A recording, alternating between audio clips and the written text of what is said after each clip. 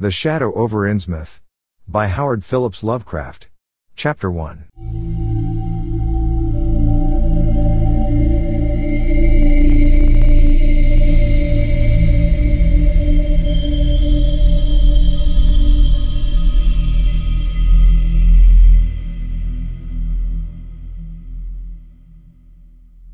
During the winter of 1927-28, officials of the federal government made a strange and secret investigation of certain conditions in the ancient Massachusetts seaport of Innsmouth. The public first learned of it in February, when a vast series of raids and arrests occurred, followed by the deliberate burning and dynamiting, under suitable precautions, of an enormous number of crumbling, worm-eaten, and supposedly empty houses along the abandoned waterfront. Uninquiring souls let this occurrence pass as one of the major clashes in a spasmodic war on liquor. Keener news followers, however, wondered at the prodigious number of arrests, the abnormally large force of men used in making them, and the secrecy surrounding the disposal of the prisoners. No trials, or even definite charges, were reported, nor were any of the captives seen thereafter in the regular jails of the nation. There were vague statements about disease and concentration camps, and later about dispersal in various naval and military prisons, but nothing positive ever developed. Innsmouth itself was left almost depopulated, and is even now only beginning to show signs of a sluggishly revived existence. Complaints from many liberal organizations were met with long confidential discussions, and representatives were taken on trips to certain camps and prisons. As a result, these societies became surprisingly passive and reticent. Newspaper men were harder to manage, but seemed largely to cooperate with the government in the end. Only one paper, a tabloid always discounted because of its wild policy, mentioned the deep-diving submarine that discharged torpedoes downward in the marine abyss just beyond Devil Reef. That item, gathered by chance in a haunt of sailors, seemed indeed rather far-fetched, since the low, black reef lies a full mile and a half out from Innsmouth harbor. People around the country and in the nearby towns muttered a great deal among themselves, but said very little to the outer world. They had talked about dying and half-deserted Innsmouth for nearly a century, and nothing new could be wilder or more hideous than what they had whispered and hinted years before. Many things had taught them secretiveness, and there was now no need to exert pressure on them. Besides, they really knew very little, for wide salt marshes, desolate and unpeopled, keep neighbors off from Innsmouth on the landward side. But at last I am going to defy the ban on speech about this thing. Results, I am certain, are so thorough that no public harm save a shock of repulsion could ever accrue from a hinting of what was found by those horrified raiders at Innsmouth. Besides, what was found might possibly have more than one explanation. I do not know just how much of the whole tale has been told even to me, and I have many reasons for not wishing to probe deeper. For my contact with this affair has been closer than that of any other layman, and I have carried away impressions which are yet to drive me to drastic measures. It was I who fled frantically out of Innsmouth in the early morning hours of July 16, 1927, and whose frightened appeals for government inquiry and action brought on the whole reported episode. I was willing enough to stay mute while the affair was fresh and uncertain, but now that it is an old story, with public interest and curiosity gone, I have an odd craving to whisper about those few frightful hours in that ill-rumored and evilly shadowed seaport of death and blasphemous abnormality. The mere telling helps me to restore confidence in my own faculties, to reassure myself that I was not simply the first to succumb to a contagious nightmare hallucination. It helps me, too, in making up my mind regarding a certain terrible step which lies ahead of me. I never heard of Innsmouth till the day before I saw it for the first and, so far, last time. I was celebrating my coming of age by a tour of New England, sightseeing, antiquarian, and genealogical, and had planned to go directly from ancient Newburyport to Arkham, whence my mother's family was derived. I had no car, but was traveling by train, trolley, and motor coach, always seeking the cheapest possible route. In Newburyport they told me that the steam train was the thing to take to Arkham, and it was only at the station ticket office, when I demurred at the high fare, that I learned about Innsmouth. The stout, shrewd-faced agent, whose speech showed him to be no local man, seemed sympathetic toward my efforts at economy, and made a suggestion that none of my other informants had offered. "You could take that old bus, I suppose," he said with a certain hesitation. "But it ain't thought much of hereabouts. It goes through Innsmouth, you may have heard about that, and so the people don't like it. Run by an Innsmouth fellow, Joe Sargent, but never gets any custom from here, or Arkham either, I guess. Wonder it keeps running at all. I suppose it's cheap enough, but I never see more than 2 or 3 people in it, nobody but those Innsmouth folks. Leaves the square, front of Hammond's drugstore, at 10 a.m. and 7 p.m. Unless they've changed lately. Looks like a terrible rattletrap. I've never been on it. That was the first I ever heard of shadowed Innsmouth. Any reference to a town not shown on common maps or listed in recent guidebooks would have interested me, and the agent's odd manner of allusion roused something like real curiosity. A town able to inspire such dislike in its neighbors, I thought, must be at least rather unusual, and worthy of a tourist's attention. If it came before Arkham I would stop off there, and so I asked the agent to tell me something about it. He was very deliberate, and spoke with an air of feeling slightly superior to what he said. Innsmouth? Well, it's a queer kind of a town down at the mouth of the Monexit. Used to be almost a city, quite a port before the War of 1812, but all gone to pieces in the last 100 years or so. No railroad now would be. Never went through, and the branch line from Rowley was given up years ago. More empty houses than there are people, I guess, and no business to speak of except fishing and lobstering. Everybody trades mostly here or in Arkham or Ipswich. Once they had quite a few mills, but nothing's left now except one gold refinery running on the leanest kind of part-time. That refinery, though, used to be a big thing, and Old Man Marsh, who owns it, must be richer than Croesus. Queer old duck, though, and sticks mighty close in his home. He's supposed to have developed some skin disease or deformity late in life that makes him keep out of sight.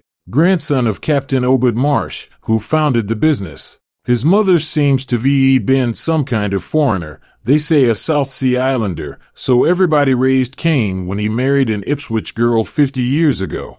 They always do that about Innsmouth people, and folks here and hereabouts always try to cover up any Innsmouth blood they have in them. But Marsh's children and grandchildren look just like anyone else so far as I can see. I've had him pointed out to me here, though, come to think of it, the elder children don't seem to be around lately. Never saw the old man.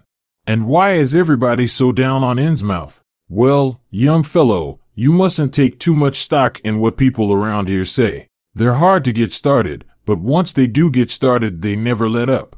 They've been telling things about Innsmouth, whispering mostly, for the last 100 years, I guess, and I gather they're more scared than anything else. Some of the stories would make you laugh, about old Captain Marsh driving bargains with the devil and bringing imps out of hell to live in Innsmouth, or about some kind of devil worship and awful sacrifices in some place near the wars that people stumbled on around 1845 or thereabouts. But I come from Panton, Vermont, and that kind of story don't go down with me. You ought to hear, though, what some of the old-timers tell about the Black Reef off the coast, Devil Reef, they call it. It's well above water a good part of the time, and never much below it, but at that you could hardly call it an island. The story is that there's a whole legion of devils seen sometimes on that reef, sprawled about, or darting in and out of some kind of caves near the top. It's a rugged, uneven thing, a good bit over a mile out, and toward the end of shipping days sailors used to make big detours just to avoid it. That is, sailors that didn't hail from Innsmouth. One of the things they had against old Captain Marsh was that he was supposed to land on it sometimes at night when the tide was right. Maybe he did, for I dare say the rock formation was interesting, and it's just barely possible he was looking for pirate loot and maybe finding it, but there was talk of his dealing with demons there. Fact is, I guess on the whole it was really the captain that gave the bad reputation to the reef. That was before the big epidemic of 1846, when over half the folks in Innsmouth was carried off. They never did quite figure out what the trouble was, but it was probably some foreign kind of disease brought from China or somewhere by the shipping. It surely was bad enough. There was riots over it, and all sorts of ghastly doings that I don't believe ever got outside of town, and it left the place in awful shape. Never came back. There can't be more than 300 or 400 people living there now. But the real thing behind the way folks feel is simply race prejudice, and I don't say I'm blaming those that hold it. I hate those Innsmouth folks myself, and I wouldn't care to go to their town. I suppose you know, though I can see you're a Westerner by your talk, what a lot our New England ships used to have to do with queer ports in Africa, Asia, the South Seas, and everywhere else, and what queer kinds of people they sometimes brought back with them. You've probably heard about the Salem man that came home with a Chinese wife, and maybe you know there's still a bunch of Fiji Islanders somewhere around Cape Cod. Well, there must be something like that back of the Innsmouth people. The place always was badly cut off from the rest of the country by marshes and creeks, and we can't be sure about the ins and outs of the matter, but it's pretty clear that old Captain Marsh must have brought home some odd specimens when he had all three of his ships in commission back in the 20s and 30s. There certainly is a strange kind of streak in the Innsmouth folks today. I don't know how to explain it, but it sort of makes you crawl. You'll notice a little in Sargent if you take his bus. Some of them have queer narrow heads with flat noses and bulgy, starry eyes that never seem to shut,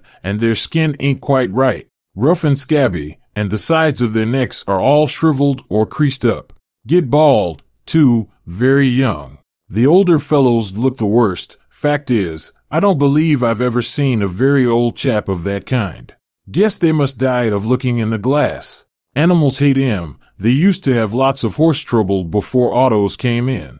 Nobody around here or in Arkham or Ipswich will have anything to do with them, and they act kind of offish themselves when they come to town or when anyone tries to fish on their grounds. Queer how fish are always thick off Innsmouth Harbor when there ain't any anywhere else around, but just try to fish there yourself and see how the folks chase you off. Those people used to come here on the railroad, walking and taking the train at Rowley after the branch was dropped, but now they use that bus.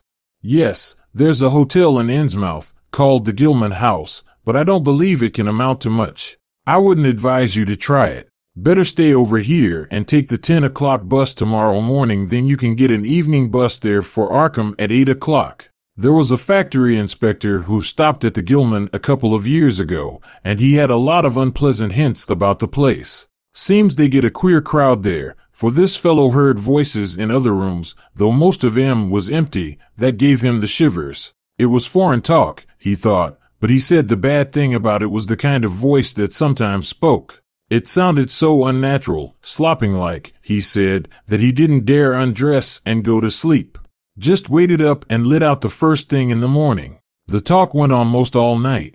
This fellow, Casey, his name was, had a lot to say about how the Innsmouth folks watched him and seemed kind of on guard. He found the Marsh refinery a queer place. It's in an old mill on the lower falls of the Monuxet. What he said tallied up with what I'd heard. Books in bad shape, and no clear account of any kind of dealings. You know, it's always been a kind of mystery where the Marshes get the gold they refine.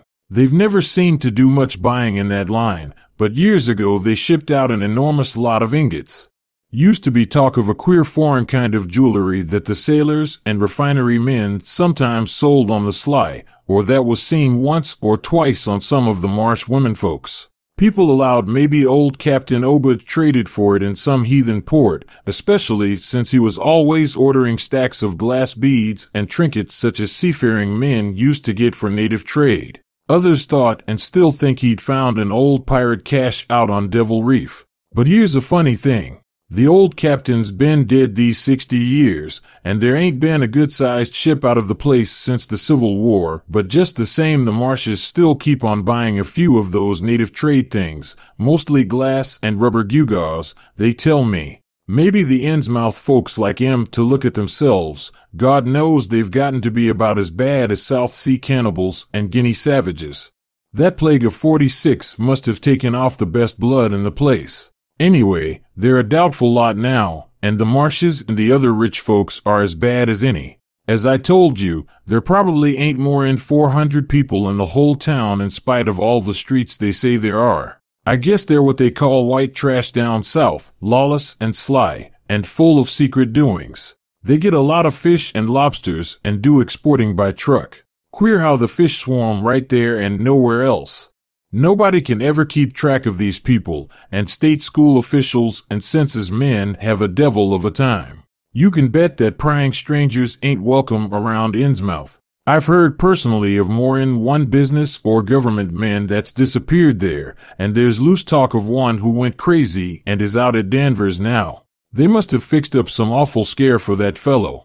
That's why I wouldn't go at night if I was you. I've never been there and have no wish to go, But I guess a daytime trip couldn't hurt you, even though the people hereabouts will advise you not to make it. If you're just sightseeing and looking for old-time stuff, Innsmouth ought to be quite a place for you. And so I spent part of that evening at the Newburyport Public Library looking up data about Innsmouth. When I had tried to question the natives in the shops, the lunchroom, the garages, and the fire station, I had found them even harder to get started than the ticket agent had predicted, and realized that I could not spare the time to overcome their first instinctive reticences. They had a kind of obscure suspiciousness, as if there were something amiss with anyone too much interested in Innsmouth. At the Y.M.C.A., where I was stopping, the clerk merely discouraged my going to such a dismal, decadent place, and the people at the library showed much the same attitude. Clearly, in the eyes of the educated, Innsmouth was merely an exaggerated case of civic degeneration. The Essex County histories on the library shelves had very little to say, except that the town was founded in 1643, noted for shipbuilding before the Revolution, a seat of great marine prosperity in the early 19th century, and later a minor factory center using the Mainexit as power. The epidemic and riots of 1846 were very sparsely treated, as if they formed a discredit to the county. References to decline were few, though the significance of the later record was unmistakable. After the Civil War, all industrial life was confined to the Marsh Refining Company, and the marketing of gold ingots formed the only remaining bit of major commerce aside from the eternal fishing. That fishing paid less and less as the price of the commodity fell and large-scale corporations offered competition, but there was never a dearth of fish around Innsmouth Harbor. Foreigners seldom settled there, and there was some discreetly veiled evidence that a number of Poles and Portuguese who had tried it had been scattered in a peculiarly drastic fashion.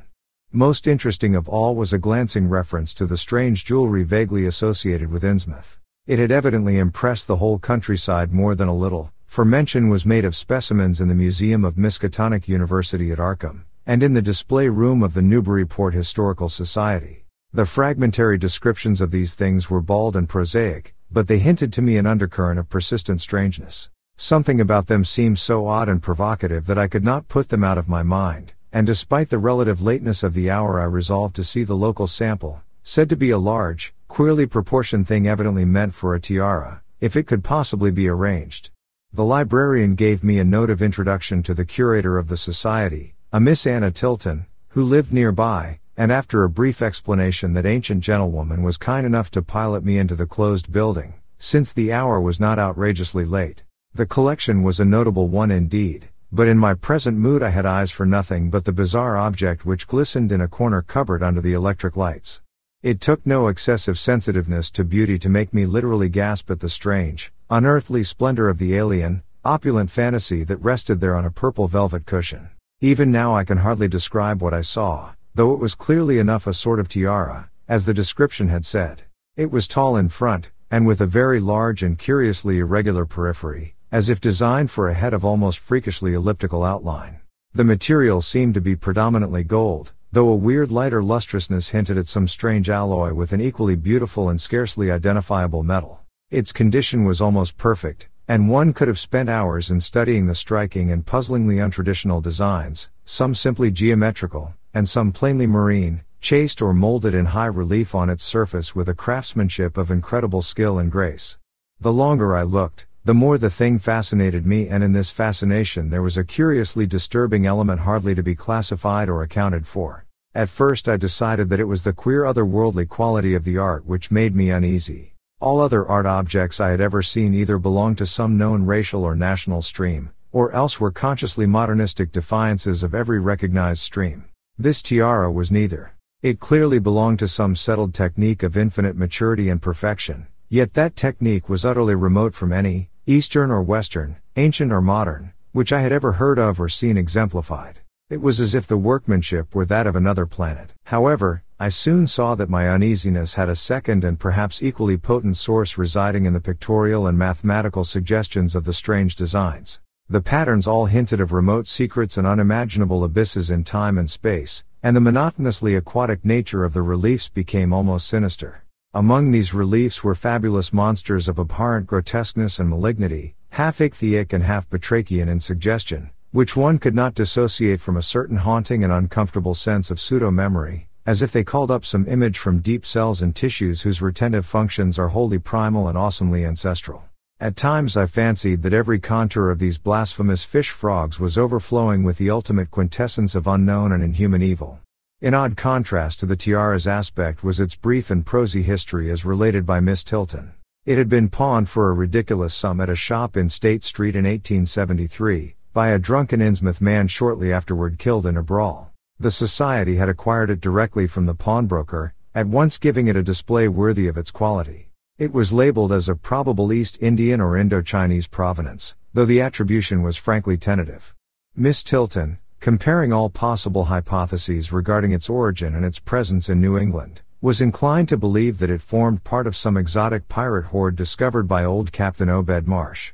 This view was surely not weakened by the insistent offers of purchase at a high price which the Marshes began to make as soon as they knew of its presence, and which they repeated to this day despite the Society's unvarying determination not to sell.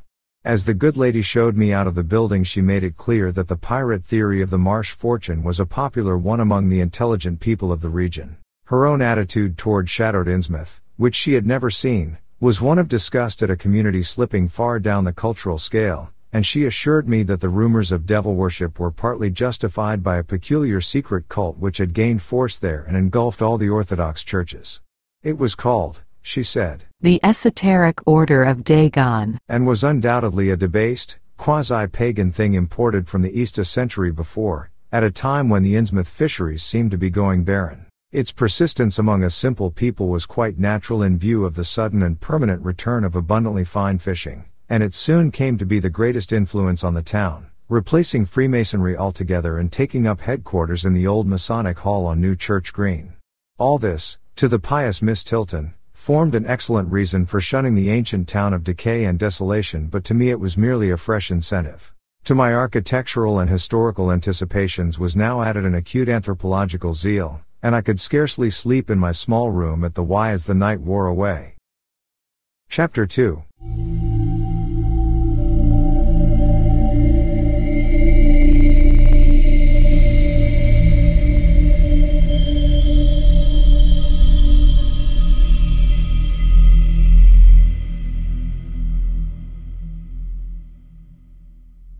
Shortly before 10 the next morning, I stood with one small valise in front of Hammond's drugstore in Old Market Square waiting for the Innsmouth bus. As the hour for its arrival drew near, I noticed a general drift of the loungers to other places up the street, or to the ideal lunch across the square. Evidently the ticket agent had not exaggerated the dislike which local people bore toward Innsmouth and its denizens. In a few moments a small motor coach of extreme decrepitude and dirty gray color rattled down State Street, made a turn, and drew up at the curb beside me. I felt immediately that it was the right one, a guess which the half-illegible sign on the windshield, Arkham Innsmouth Newport, soon verified. There were only 3 passengers, dark, unkempt men of sullen visage and somewhat youthful cast, and when the vehicle stopped they clumsily shambled out and began walking up State Street in a silent, almost furtive fashion. The driver also alighted, and I watched him as he went into the drug store to make some purchase. This, I reflected, must be the Joe Sargent mentioned by the ticket agent, and even before I noticed any details there spread over me a wave of spontaneous aversion which could be neither checked nor explained. It suddenly struck me as very natural that the local people should not wish to ride on a bus owned and driven by this man, or to visit any oftener than possible the habitat of such a man and his kinsfolk. When the driver came out of the store I looked at him more carefully and tried to determine the source of my evil impression. He was a thin, stoop-shouldered man not much under 6 feet tall, dressed in shabby blue civilian clothes and wearing a frayed gray golf cap. His age was perhaps 35, but the odd, deep creases in the sides of his neck made him seem older when one did not study his dull, expressionless face. He had a narrow head, bulging, watery blue eyes that seemed never to wink, a flat nose, a receding forehead and chin, and singularly undeveloped ears. His long, thick lip and coarse-pored, grayish cheeks seemed almost beardless except for some sparse yellow hairs that straggled and curled in irregular patches, and in places the surface seemed queerly irregular, as if peeling from some cutaneous disease. His hands were large and heavily veined, and had a very unusual grayish-blue tinge. The fingers were strikingly short in proportion to the rest of the structure, and seemed to have a tendency to curl closely into the huge palm. As he walked toward the bus I observed his peculiarly shambling gait and saw that his feet were inordinately immense. The more I studied them the more I wondered how he could buy any shoes to fit them. A certain greasiness about the fellow increased my dislike. He was evidently given to working or lounging around the fish docks, and carried with him much of their characteristic smell. Just what foreign blood was in him I could not even guess. His oddities certainly did not look Asiatic, Polynesian, Levantine, or Negroid, yet I could see why the people found him alien. I myself would have thought of biological degeneration rather than alienage.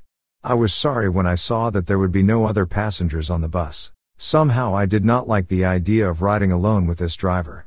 But as leaving time obviously approached, I conquered my qualms and followed the man aboard, extending him a dollar bill and murmuring the single word, "Innsmouth." He looked curiously at me for a second as he returned 40 cents change without speaking. I took a seat far behind him, but on the same side of the bus, since I wished to watch the shore during the journey.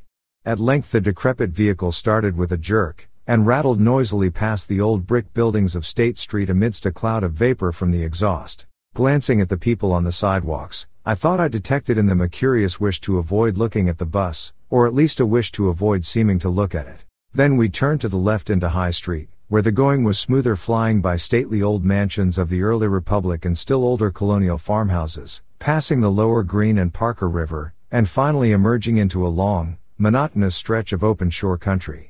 The day was warm and sunny, but the landscape of sand, sedge grass, and stunted shrubbery became more and more desolate as we proceeded. Out the window I could see the blue water and the sandy line of Plum Island, and we presently drew very near the beach as our narrow road veered off from the main highway to Rowley and Ipswich. There were no visible houses, and I could tell by the state of the road that traffic was very light hereabouts. The small, weather-worn telephone poles carried only 2 wires. Now and then we crossed crude wooden bridges over tidal creeks that wound far inland and promoted the general isolation of the region. Once in a while I noticed dead stumps and crumbling foundation walls above the drifting sand, and recalled the old tradition quoted in one of the histories I had read, that this was once a fertile and thickly settled countryside. The change, it was said, came simultaneously with the Innsmouth epidemic of 1846, and was thought by simple folk to have a dark connection with hidden forces of evil. Actually, it was caused by the unwise cutting of woodlands near the shore, which robbed the soil of its best protection and opened the way for waves of wind-blown sand. At last we lost sight of Plum Island and saw the vast expanse of the open Atlantic on our left. Our narrow course began to climb steeply, and I felt a singular sense of disquiet in looking at the lonely crest ahead where the rutted roadway met the sky. It was as if the bus were about to keep on in its ascent, leaving the sane earth altogether and merging with the unknown arcana of upper air and cryptical sky.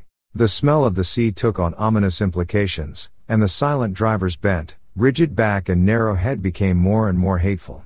As I looked at him I saw that the back of his head was almost as hairless as his face, having only a few straggling yellow strands upon a gray scabrous surface. Then we reached the crest and beheld the outspread valley beyond, where the Mainexit joins the sea just north of the long line of cliffs that culminate in Kingsport Head and veer off toward Cape Ann. On the far, misty horizon I could just make out the dizzy profile of the head, topped by the queer ancient house of which so many legends are told, but for the moment all my attention was captured by the nearer panorama just below me. I realized, come face to face with rumor-shadowed Innsmouth. It was a town of wide extent and dense construction, yet one with a portentous dearth of visible life. From the tangle of chimney pots scarcely a wisp of smoke came, and the 3 tall steeples loomed stark and unpainted against the seaward horizon. One of them was crumbling down at the top, and in that and another there were only black gaping holes where clock dials should have been. The vast huddle of sagging gambrel roofs and peaked gables conveyed with offensive clearness the idea of wormy decay, and as we approached along the now descending road I could see that many roofs had wholly caved in. There were some large square Georgian houses, too, with hipped roofs, cupolas, and railed widows' walks. These were mostly well back from the water, and 1 or 2 seemed to be in moderately sound condition. Stretching inland from among them I saw the rusted, grass-grown line of the abandoned railway, with leaning telegraph poles now devoid of wires, and the half-obscured lines of the old carriage roads to Rowley and Ipswich. The decay was worst close to the waterfront, though in its very midst I could spy the white belfry of a fairly well-preserved brick structure which looked like a small factory. The harbour, long clogged with sand, was enclosed by an ancient stone breakwater on which I could begin to discern the minute forms of a few seated fishermen, and at whose end were what looked like the foundations of a bygone lighthouse. A sandy tongue had formed inside this barrier, and upon it I saw a few decrepit cabins, moored dories, and scattered lobster pots. The only deep water seemed to be where the river poured out past the belfried structure and turned southward to join the ocean at the breakwater's end.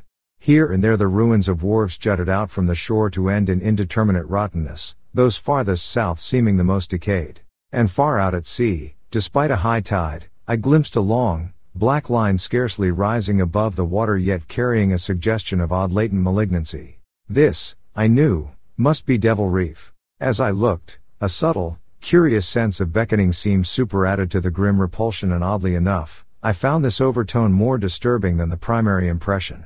We met no one on the road, but presently began to pass deserted farms in varying stages of ruin. Then I noticed a few inhabited houses with rags stuffed in the broken windows and shells and dead fish lying about the littered yards. Once or twice I saw listless-looking people working in barren gardens or digging clams on the fishy-smelling beach below, and groups of dirty, simian-visaged children playing around weed-grown doorsteps. Somehow these people seemed more disquieting than the dismal buildings, for almost every one had certain peculiarities of face and motions which I instinctively disliked without being able to define or comprehend them. For a second I thought this typical physique suggested some picture I had seen, perhaps in a book, under circumstances of particular horror or melancholy, but this pseudo-recollection passed very quickly. As the bus reached a lower level I began to catch the steady note of a waterfall through the unnatural stillness. The leaning, unpainted houses grew thicker, lined both sides of the road, and displayed more urban tendencies than did those we were leaving behind. The panorama ahead had contracted to a street scene, and in spots I could see where a cobblestone pavement and stretches of brick sidewalk had formerly existed. All the houses were apparently deserted, and there were occasional gaps where tumble-down chimneys and cellar walls told of buildings that had collapsed. Pervading everything was the most nauseous fishy odor imaginable.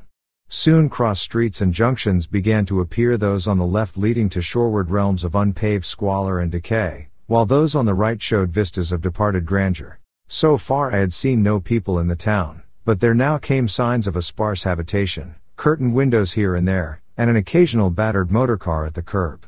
Pavement and sidewalks were increasingly well defined, and though most of the houses were quite old, wood and brick structures of the early 19th century, they were obviously kept fit for habitation. As an amateur antiquarian I almost lost my olfactory disgust and my feeling of menace and repulsion amidst this rich, unaltered survival from the past.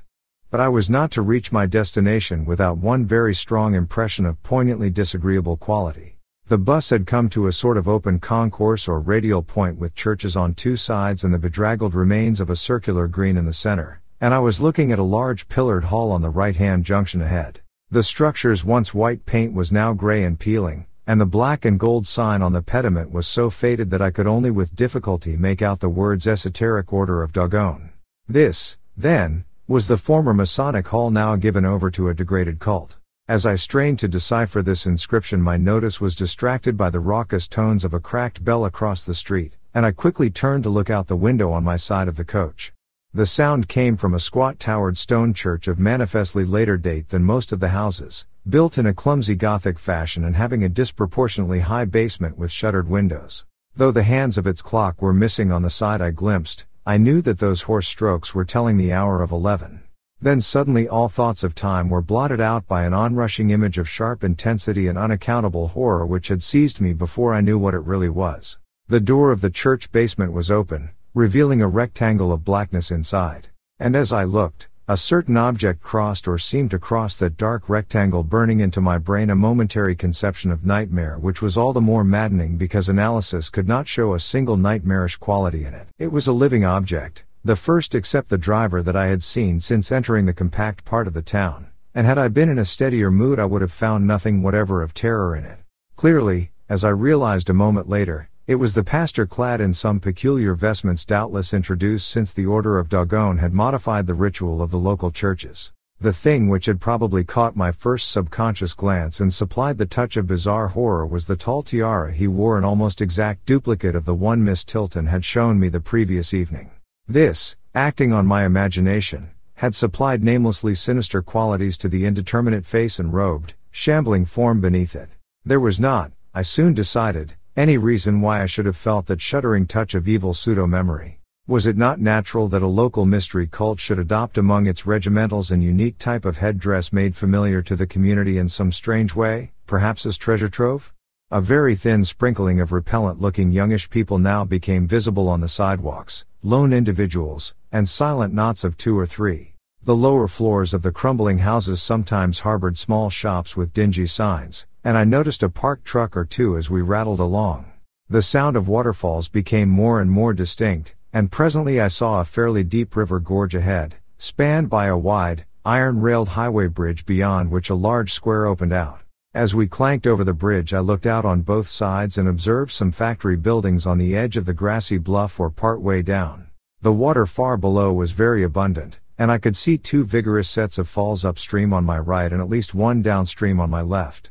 From this point the noise was quite deafening. Then we rolled into the large semicircular square across the river and drew up on the right-hand side in front of a tall, cupola-crowned building with remnants of yellow paint and with a half-effaced sign proclaiming it to be the Gilman House.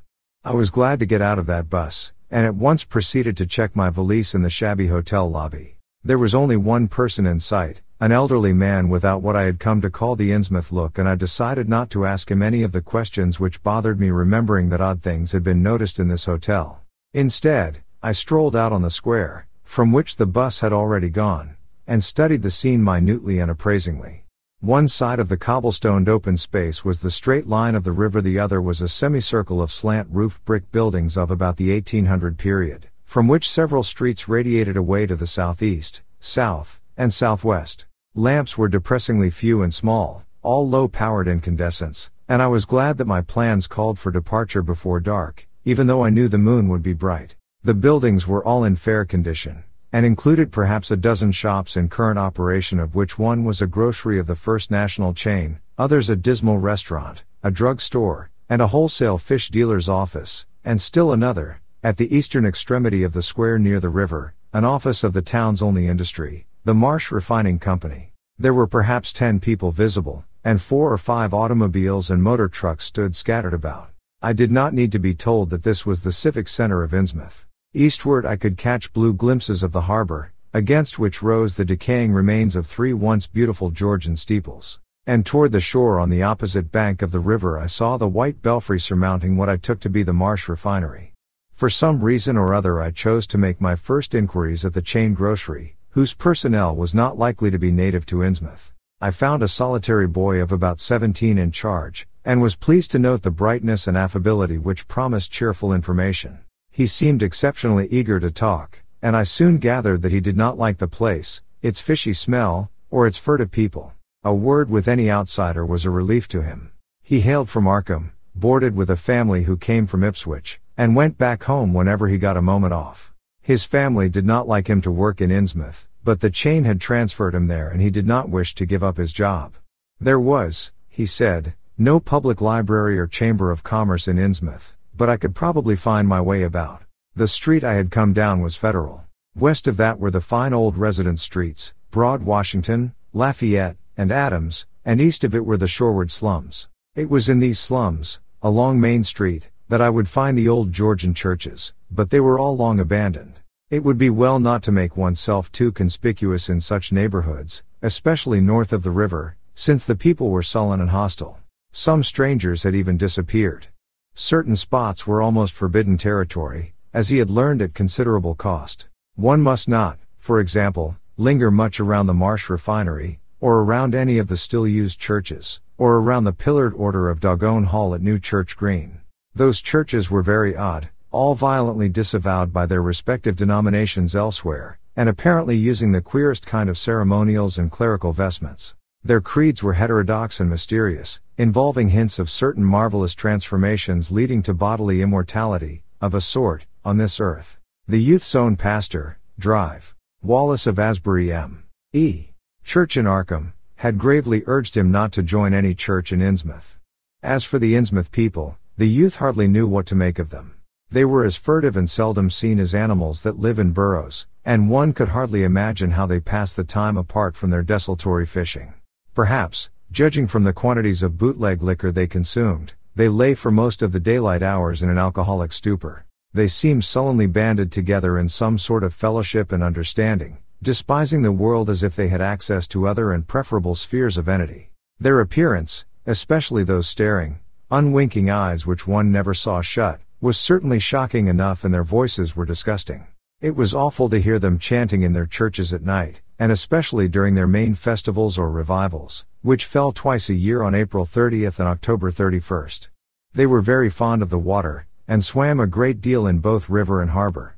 Swimming races out to Devil Reef were very common, and everyone in sight seemed well able to share in this arduous sport. When one came to think of it, it was generally only rather young people who were seen about in public, and of these the oldest were apt to be the most tainted looking. When exceptions did occur, they were mostly persons with no trace of aberrancy, like the old clerk at the hotel. One wondered what became of the bulk of the older folk, and whether the Innsmouth look were not a strange and insidious disease phenomenon which increased its hold as years advanced. Only a very rare affliction, of course, could bring about such vast and radical anatomical changes in a single individual after maturity, changes involving osseous factors as basic as the shape of the skull. But then, even this aspect was no more baffling and unheard of than the visible features of the malady as a whole. It would be hard, the youth implied, to form any real conclusions regarding such a matter, since one never came to know the natives personally, no matter how long one might live in Innsmouth. The youth was certain that many specimens even worse than the worst visible ones were kept locked indoors in some places. People sometimes heard the queerest kind of sounds. The tottering waterfront hovels north of the river were reputedly connected by hidden tunnels, being thus a veritable warren of unseen abnormalities. What kind of foreign blood, if any, these beings had, it was impossible to tell. They sometimes kept certain especially repulsive characters out of sight when government agents and others from the outside world came to town. It would be of no use, my informant said, to ask the natives anything about the place. The only one who would talk was a very aged but normal-looking man who lived at the poorhouse on the north rim of the town and spent his time walking about or lounging around the fire station. This hoary character, Zadok Allen, was 96 years old and somewhat touched in the head, besides being the town drunkard. He was a strange, furtive creature who constantly looked over his shoulder as if afraid of something, and when sober could not be persuaded to talk at all with strangers. He was, however, unable to resist any offer of his favorite poison, and once drunk would furnish the most astonishing fragments of whispered reminiscence. After all, though, little useful data could be gained from him, since his stories were all insane, incomplete hints of impossible marvels and horrors which could have no source save in his own disordered fancy. Nobody ever believed him, but the natives did not like him to drink and talk with strangers, and it was not always safe to be seen questioning him. It was probably from him that some of the wildest popular whispers and delusions were derived. Several non-native residents had reported monstrous glimpses from time to time, but between old Zadok's tales and the malformed denizens it was no wonder such illusions were current. None of the non-natives ever stayed out late at night, there being a widespread impression that it was not wise to do so. Besides, the streets were loathsomely dark. As for business, the abundance of fish was certainly almost uncanny, but the natives were taking less and less advantage of it. Moreover, prices were falling and competition was growing. Of course, the town's real business was the refinery, whose commercial office was on the square only a few doors east of where we stood. Old Man Marsh was never seen, but sometimes went to the works in a closed, curtained car. There were all sorts of rumors about how Marsh had come to look. He had once been a great dandy, and people said he still wore the frock-coated finery of the Edwardian age, curiously adapted to certain deformities. His sons had formerly conducted the office in the square, but latterly they had been keeping out of sight a good deal and leaving the brunt of affairs to the younger generation. The sons and their sisters had come to look very queer, especially the elder ones, and it was said that their health was failing. One of the Marsh daughters was a repellent, reptilian-looking woman who wore an excess of weird jewelry clearly of the same exotic tradition as that to which the strange tiara belonged. My informant had noticed it many times, and had heard it spoken of as coming from some secret horde, either of pirates or of demons. The clergymen, or priests, or whatever they were called nowadays, also wore this kind of ornament as a headdress, but one seldom caught glimpses of them. Other specimens the youth had not seen, though many were rumored to exist around Innsmouth. The Marshes, together with the other three gently bred families of the town, the Waits, the Gilmans, and the Elliots, were all very retiring. They lived in immense houses along Washington Street, and several were reputed to harbor in concealment certain living kinsfolk whose personal aspect forbade public view, and whose deaths had been reported and recorded. Warning me that many of the street signs were down, the youth drew for my benefit a rough but ample and painstaking sketch map of the town's salient features. After a moment's study I felt sure that it would be of great help, and pocketed it with profuse thanks. Disliking the dinginess of the single restaurant I had seen, I bought a fair supply of cheese crackers and ginger wafers to serve as a lunch later on. My program, I decided, would be to thread the principal streets, talk with any non-natives I might encounter, and catch the 8 o'clock coach for Arkham. The town, I could see, formed a significant and exaggerated example of communal decay, but being no sociologist I would limit my serious observations to the field of architecture. Thus I began my systematic though half-bewildered tour of Innsmouth's narrow, shadow-blighted ways. Crossing the bridge and turning toward the roar of the lower falls, I passed close to the Marsh refinery, which seemed oddly free from the noise of industry. This building stood on the steep river bluff near a bridge and an open confluence of streets which I took to be the earliest civic center, displaced after the revolution by the present town square. Recrossing the gorge on the Main Street Bridge, I struck a region of utter desertion which somehow made me shudder. Collapsing huddles of gambrel roofs formed a jagged and fantastic skyline, above which rose the ghoulish, decapitated steeple of an ancient church. Some houses along Main Street were tenanted, but most were tightly boarded up.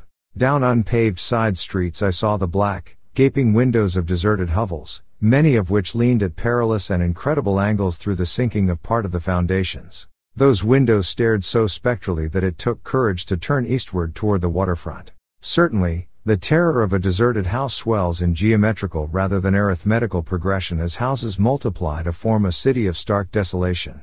The sight of such endless avenues of fishy-eyed vacancy and death, and the thought of such linked infinities of black, brooding compartments given over to cobwebs and memories and the conqueror worm, start up vestigial fears and aversions that not even the stoutest philosophy can disperse.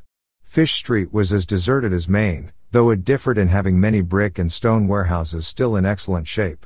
Water Street was almost its duplicate, save that there were great seaward gaps where wharves had been. Not a living thing did I see, except for the scattered fishermen on the distant breakwater, and not a sound did I hear save the lapping of the harbor tides and the roar of the falls in the main exit. The town was getting more and more on my nerves, and I looked behind me furtively as I picked my way back over the tottering Water Street Bridge. The Fish Street Bridge, according to the sketch, was in ruins.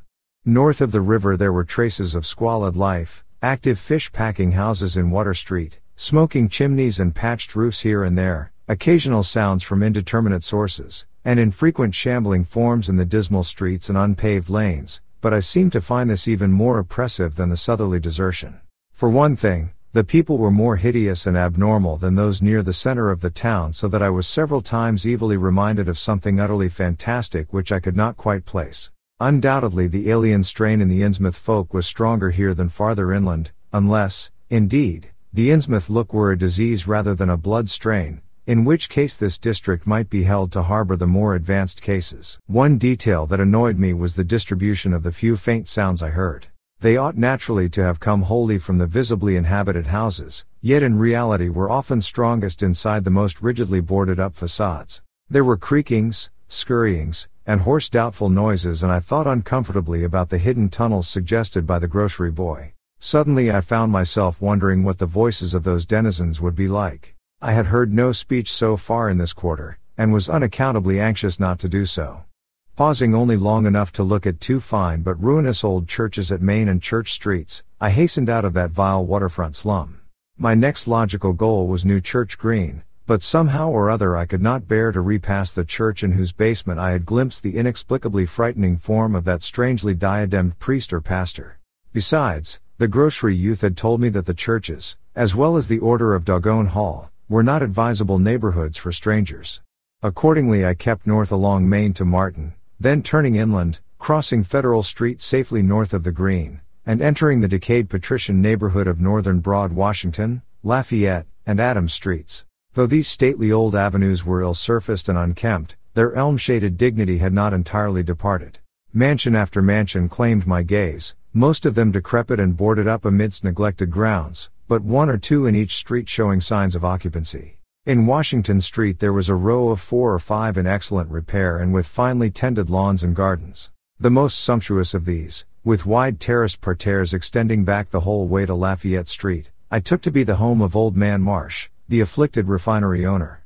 In all these streets no living thing was visible, and I wondered at the complete absence of cats and dogs from Innsmouth. Another thing which puzzled and disturbed me, even in some of the best preserved mansions, was the tightly shuttered condition of many third-story and attic windows. Furtiveness and secretiveness seemed universal in this hushed city of alienage and death, and I could not escape the sensation of being watched from ambush on every hand by sly, staring eyes that never shut.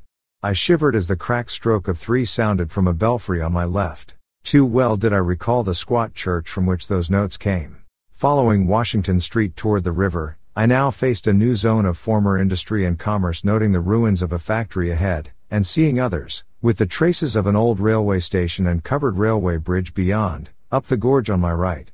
The uncertain bridge now before me was posted with a warning sign, but I took the risk and crossed again to the south bank where traces of life reappeared.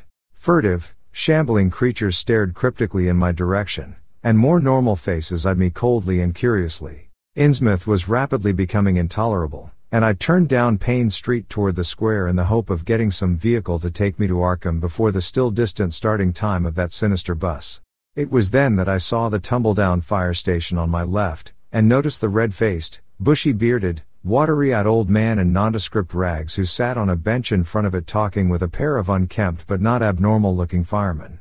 This, of course, must be Zadok Allen, the half-crazed, licorice nonagenarian whose tales of old Innsmouth and its shadow were so hideous and incredible. Chapter 3.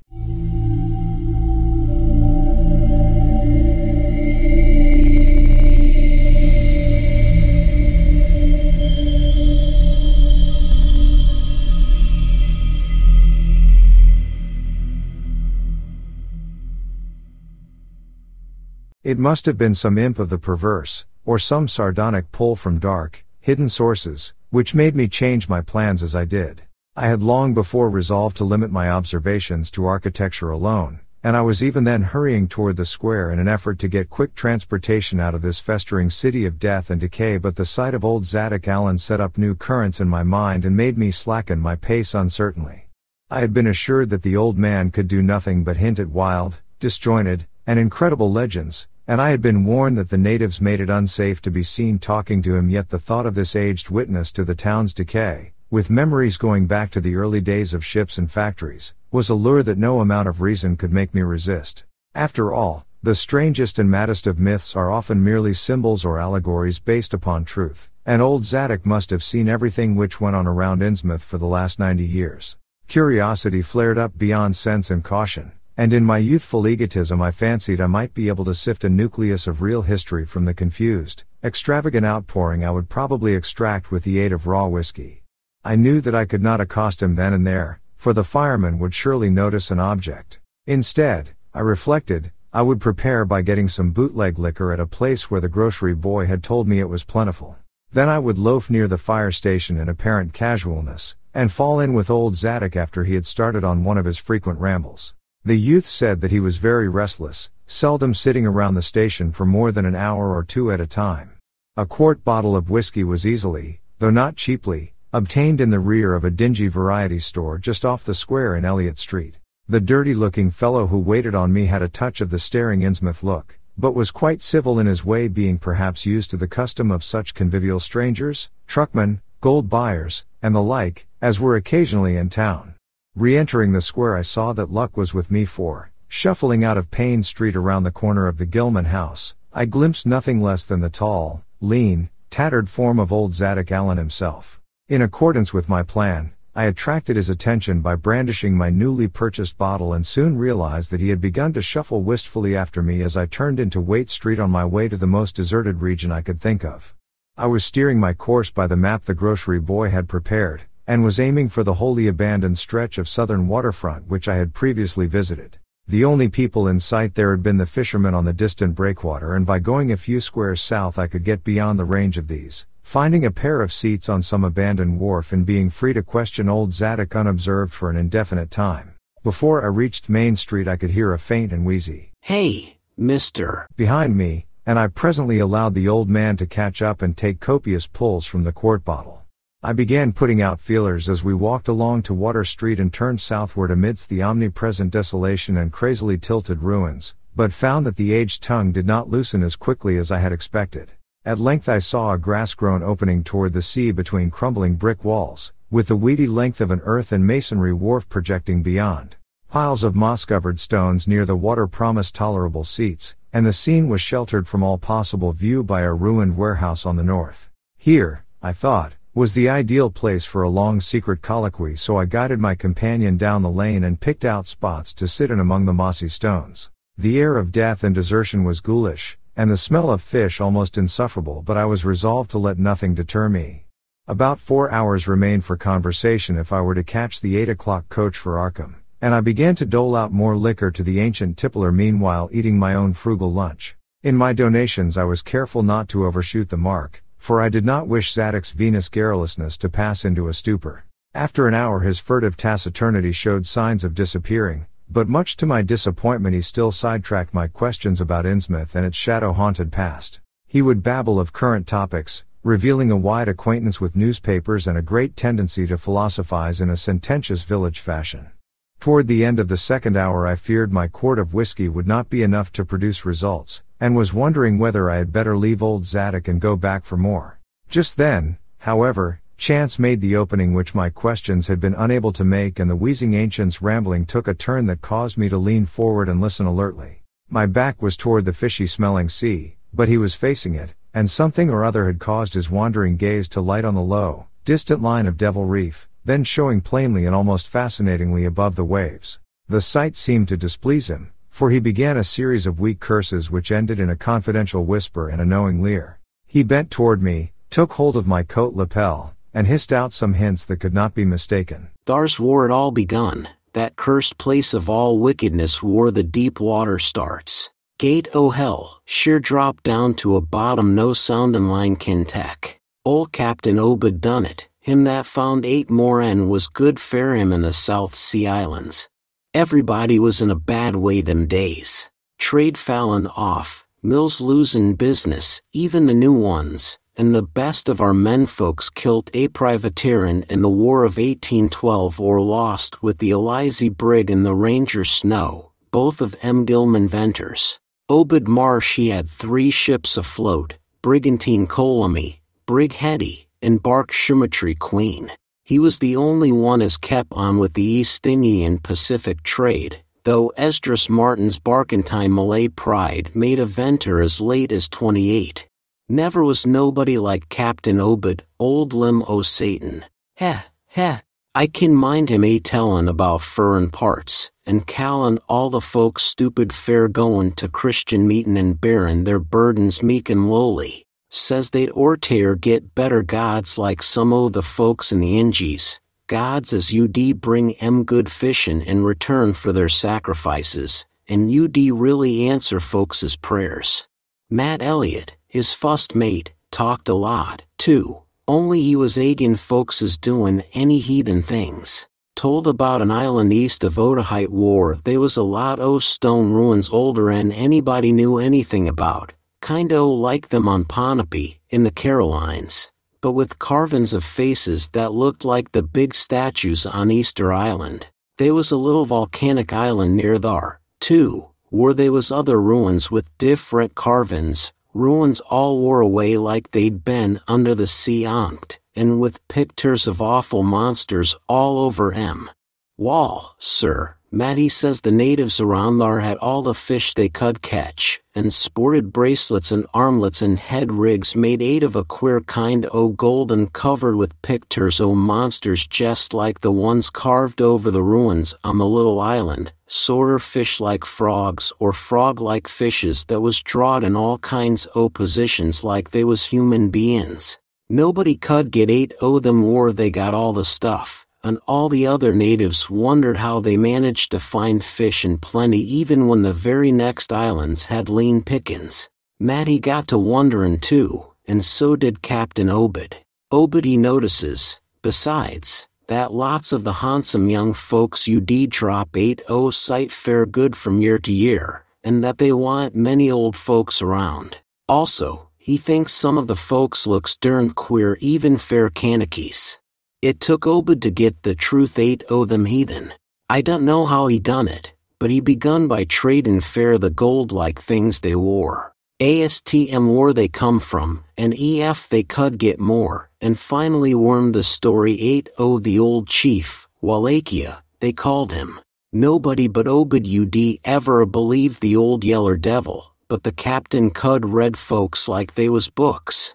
Heh, heh, nobody never believes me now when I tell 'em, and I don't s'pose you will, young feller, though come to look at ye hev kind o' got them sharp readin' eyes like Obed had. The old man's whisper grew fainter, and I found myself shuddering at the terrible and sincere portentousness of his intonation, even though I knew his tale could be nothing but drunken fantasy. Wall, sir, Obed he larnt that they's things on this arth as most folks never heard about, and wouldn't believe ef they did hear. It seems these Kanakys was sacrificing heaps o' their young men and maidens to some kind o' god things that lived under the sea, and gettin' all kinds o' favor in return.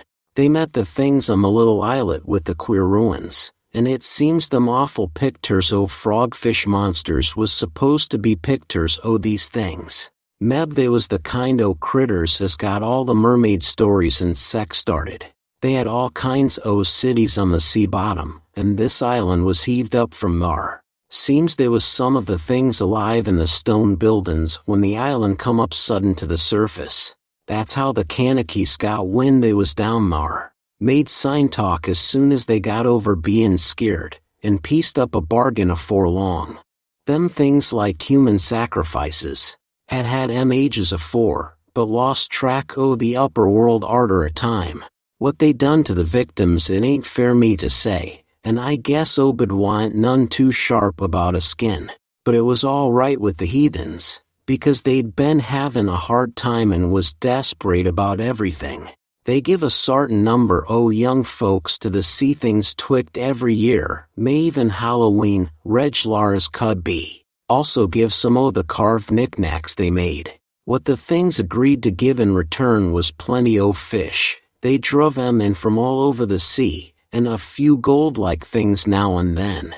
Wall, as I says, the natives met the things on the little volcanic islet, goin' thar in canoes with the sacrifices etc.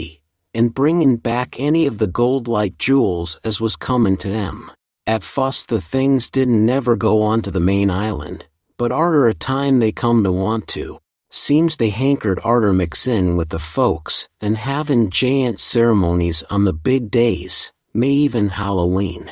Ye see, they was able to live both in an 8 water, what they call amphibians, I guess. The Kanakys told 'em as how folks from the other islands might wanna wipe 'em ef they got wind o' their bein' thar, but they says they don't care much, because they could wipe the whole brood o' humans ef they was willin' to bother, that is, any as didn't hev sartin signs sec as was used by the lost old ones, whoever they was. But not wantin' to bother, they'd lay low when anybody visited the island.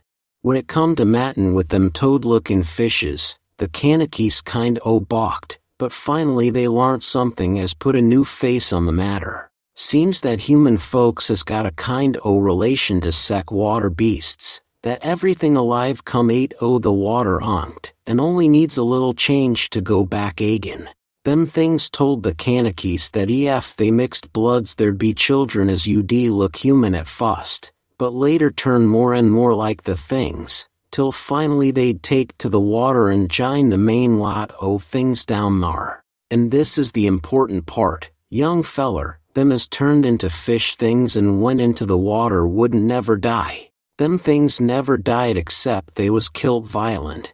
Wall, sir, it seems by the time Obed knowed them islanders they was all full o' fish blood from them deep water things. When they got old and begun to shew it, they was kep hid until they felt like talking to the water and quit in the place. Some was more teched than others, and some never did change quite enough to take to the water, but mostly they turned just the way them things said. Them as was born more like the things changed arly, but them as was nearly human sometimes stayed on the island till they was past 70, though they'd usually go down under fair trial trips afore that. Folks as had took to the water generally come back a good deal to visit, so's a man you'd often be talkin' to his own 5 times great-grandfather, who'd left the dry land a couple o' 100 years or so afore.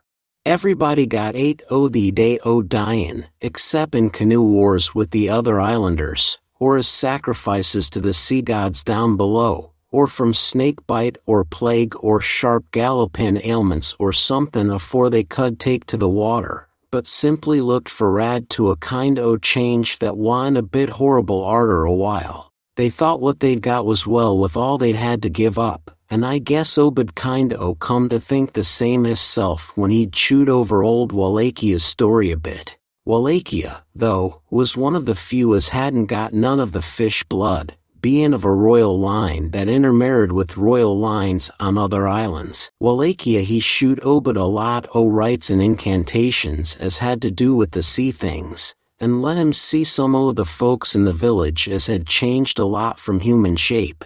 Somehow or other, though, he never would let him see one of the reg'lar things from right o' the water. In the end he give him a funny kind o' thingamajig made o' lead or something, that he said you'd bring up the fish things from any place in the water where they might be a nest of 'em. The day was to drop it down with the right kind o' prayers and sec. Wallachia allowed as the things was scattered all over the world, so's anybody that looked about could find a nest and bring 'em up if they was wanted. Matty didn't like this business at all, and wanted Obed should keep away from the island, but the captain was sharp fair gain, and found he could get them gold-like things so cheap it you'd pay him to make a specialty of 'em. Things went on that way fair years, and Obed got enough o' that gold-like stuff to make him start the refinery in Waite's old rundown Fullen mill. He didn't dast sell the pieces like they was. Fair folks you'd be all the time askin' questions. All the same as crews you'd get a piece and dispose of it now and then, even though they was swore to keep quiet, and he let his women folks were some o' the pieces as was more human-like than most. Wall, come about 38, when I was 7-year-old, Obed found the island people all wiped between viags. Seems the other islanders had got wind o' what was goin' on, and had took matters into their own hands. S'pose they must a had, arter all, them old magic signs as the sea things says was the only things they was afeard of. No tellin' what any o' them Kanakees will chance to get a holt of when the sea bottom throws up some island with ruins older'n the deluge. Pious cusses, these was. They didn't leave nothin' standin' on either the main island or the little volcanic islet except what parts of the ruins was too big to knock down. In some places they was little stones strewed about, like charms, with somethin' on 'em like what ye call a swastika nowadays. Probably them was the old ones' signs. Folks all wiped no trace o' no gold-like things, and none o' the nearby Kanakees you'd breathe a word about the matter. Wouldn't even admit they'd ever been any people on that island.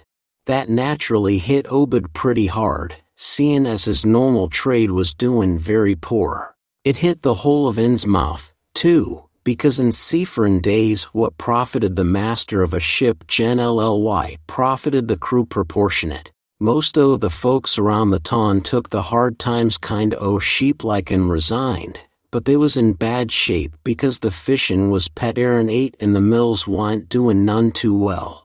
Then's the time Obed he begun cursin' at the folks fair bein' dull sheep and prayin' to a Christian heaven as didn't help 'em none. He told 'em he'd knowed of folks as prayed to gods that give somethin' you really need, and says ef a good bunch o' men you'd stand by him, he could meb get a holt o' sartin powers as you'd bring plenty o' fish and quite a bit o' gold. O' course them as served on the Shumatry Queen and seed the island knowed what he meant, and wa'n't none too anxious to get close to see things like they'd heard tell on, but them as didn't know what 'twas all about got kind o' swayed by what Obed had to say, and begun to ask him what he could do to set him on the way to the faith as ud bring him results. Here the old man faltered, mumbled, and lapsed into a moody and apprehensive silence, glancing nervously over his shoulder and then turning back to stare fascinatedly at the distant black reef. When I spoke to him he did not answer, so I knew I would have to let him finish the bottle. The insane yarn I was hearing interested me profoundly, for I fancied there was contained within it a sort of crude allegory based upon the strangenesses of Innsmouth and elaborated by an imagination at once creative and full of scraps of exotic legend. Not for a moment did I believe that the tale had any really substantial foundation, but nonetheless the account held a hint of genuine terror, if only because it brought in references to strange jewels clearly akin to the malign tiara I had seen at Newburyport.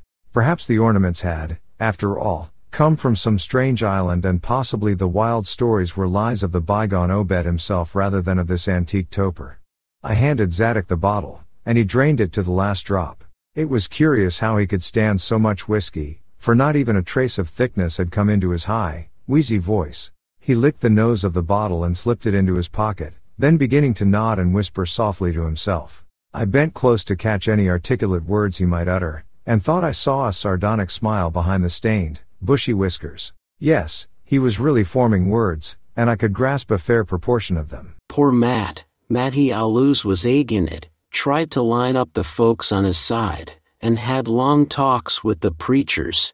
No use, they run the Congregational parson 8 ton, and the Methodist feller quit. Never did see resolved Babcock, the Baptist parson, eggin', wrath o' Jehovah. I was a mighty little critter, but I heard what I heard and seen what I seen, Dagon and Ashtoreth, Belial and Beelzebub, golden calf and the idols o' Canaan and the Philistines, Babylonish abominations, mean, Tekel. A parson. He stopped again, and from the look in his watery blue eyes I feared he was close to a stupor after all. But when I gently shook his shoulder he turned on me with astonishing alertness and snapped out some more obscure phrases. Don't believe me, hey, then just tell me, young feller, why Captain Obed and 20-odd other folks used to row 8 to Devil Reef in the dead o' night and chant things so loud ye could hear 'em all over town when the wind was right. Tell me that, hey? And tell me why Obed was allus droppin' heavy things down into the deep water t'other side o' the reef where the bottom shoots down like a cliff lower 'en ye can sound? Tell me what he done with that funny-shaped lead thingamajig as Wallachia give him? Hey, boy! And what did they all howl on May Eve, and eggin' the next Halloween? And why'd the new church parsons, fellers as used to be sailors, wear them queer robes and cover theirselves with them gold-like things Obed brung? Hey! The watery blue eyes were almost savage and maniacal now, and the dirty white beard bristled electrically. Old Zadok probably saw me shrink back, for he had begun to cackle evilly. Beginning to see, hey, mebbe you'd like to have been me in them days, when I seed things at night 8 to see from the cupola top o' my house. Oh, I can tell ye, little pitchers hev big ears, and I wa'n't missin' nothin' o' what was gossiped about Captain Obed and the folks 8 to the reef. How about the night I took my pa's ship's glass up to the cupola and seed the reef a bristlin' thick with shapes that dove off quick soon's the moon riz? Obed and the folks was in a dory, but them shapes dove off the far side into the deep water and never come up. How'd ye like to be a little shaver alone up in a cupola a watchin' shapes as one human shapes? Hey,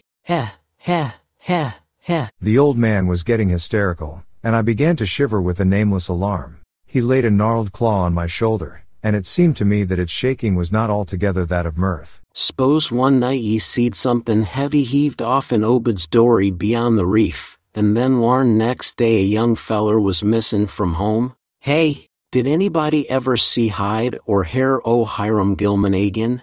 Did they? And Nick Pierce, and Lully Waite, and Adoniram Southwick, and Henry Garrison? Hey,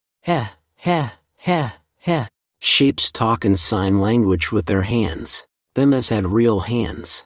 Wall, sir, that was the time Obed begun to get on his feet agin.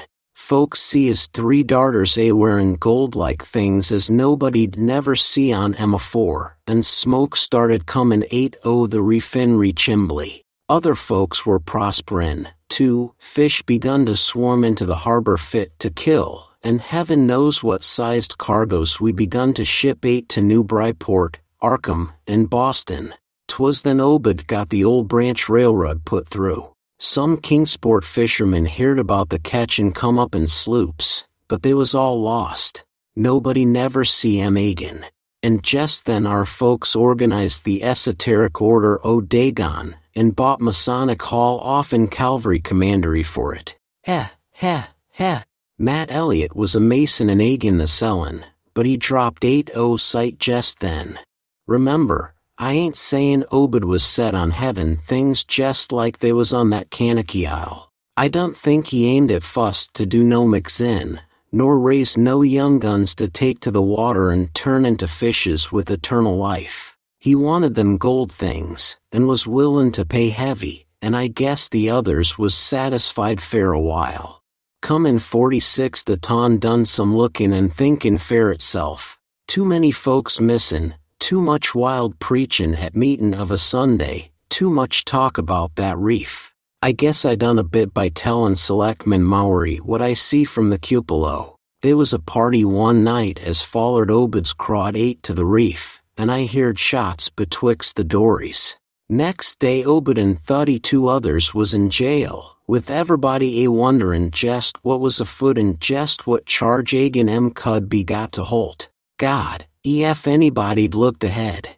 A couple o' weeks later, when nothin' had been throwed into the sea fair that long. Zadok was showing signs of fright and exhaustion, and I let him keep silence for a while, though glancing apprehensively at my watch. The tide had turned and was coming in now, and the sound of the waves seemed to arouse him. I was glad of that tide, for at high water the fishy smell might not be so bad. Again I strained to catch his whispers. That awful night, I seed 'em. I was up in the cupola. Hordes of 'em. Swarms of 'em. All over the reef and swimmin' up the harbor into the Monuxet. God, what happened in the streets of Innsmouth that night? They rattled our door, but Pa wouldn't open. Then he clum the kitchen winder with his musket to find Selectman Mowry and see what he could do. Mounds o' the dead and the dyin'. Shots and screams. Shoutin' in Old Squarin' Ton Squarin' New Church Green. Jail throwed open. Proclamation. Treason. Called it the plague when folks comin' and found half our people missin'. Nobody left but them as jine in with Obed and them things or else keep quiet. Never heard o' my pa no more. The old man was panting, and perspiring profusely. His grip on my shoulder tightened. Everything cleaned up in the mornin', but they was traces. Obed kinder takes charge and says things is goin' to be changed. Others'll worship with us at meetin' time, and sartin houses got to entertain guests. They wanted to mix like they done with the Kanakees, and he fair one didn't feel bound to stop 'em. Far gone was Obed, just like a crazy man on the subject. He says they brung us fish and treasure, and should what they hankered arter. Nothin' was to be different on the outside, only we was to keep shy o' strangers ef we knowed what was good for us. We all had to take the oath o' Dagon, and later on they was second and third oaths that some on us took. Them as help special, get special rewards, gold and sec, no use balkin, fair they was millions of 'em down thar. They'd ruther not start risin' and wipin' humankind. But ef they was gave away and forced to, they could do a lot toward just that. We didn't them old charms to cut 'em off like folks in the South Sea did, and them Kanakees wa'n't never give away their secrets. Yield up enough sacrifices and savage knickknacks and harborage in the ton when they wanted it, and they'd let well enough alone. Wa'n't bother no strangers as might bear tales outside, that is, without they got pryin'. All in the band of the faithful, Order o' Dagon, and the children should never die, but go back to the Mother Hydra and Father Dagon what we all come from Cthulhu Thane. Phenglui mglw naf Cthulhu Ryo Ganegelftain. Old Zadok was fast lapsing into stark raving, and I held my breath. Poor old soul, to what pitiful depths of hallucination had his liquor, plus his hatred of the decay, alienage, and disease around him, brought that fertile, imaginative brain. He began to moan now, and tears were coursing down his channeled cheeks into the depths of his beard. God, what I seen sanct I was 15-year-old, mean, tackle, a parson. The folks as was missin', and them as kilt theirselves, them as told things in Arkham or Ipswich or sec places was all called crazy, like you're a-calling me right now. But God, what I seen, they'd a kilt me long ago fair what I know, only I'd took the fust and second oaths o' Dagon off in Obed, so was protected unless'n a jury of proved I told things knowin' and deliberate. But I wouldn't take the third oath, I'd a died ruther and take that. It got wuss around Civil War time, when children born sanct 46 begun to grow up, some of 'em, that is. I was afeard, never did no pryin' arter that awful night, and never see one of them close to in all my life. That is, never no full-blooded one. I went to the war, and if I'd a had any guts or sense I'd a never come back, but settled away from here. But folks wrote me things wa'n't so bad. That, I suppose, was because Gov'ment draft men was in ton arter 63. Arter the war was jest as bad agin.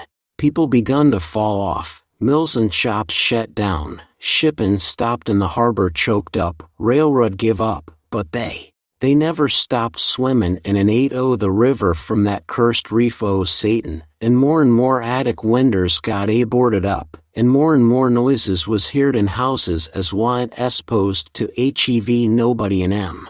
Folks outside hev their stories about us, espose you've heard a plenty on 'em, seein' what questions ye ast, stories about things they've seed now and then, and about that queer jewelry as still comes in from somewheres and ain't quite all melted up, but nothin' never gets deaf night. Nobody'll believe nothin'.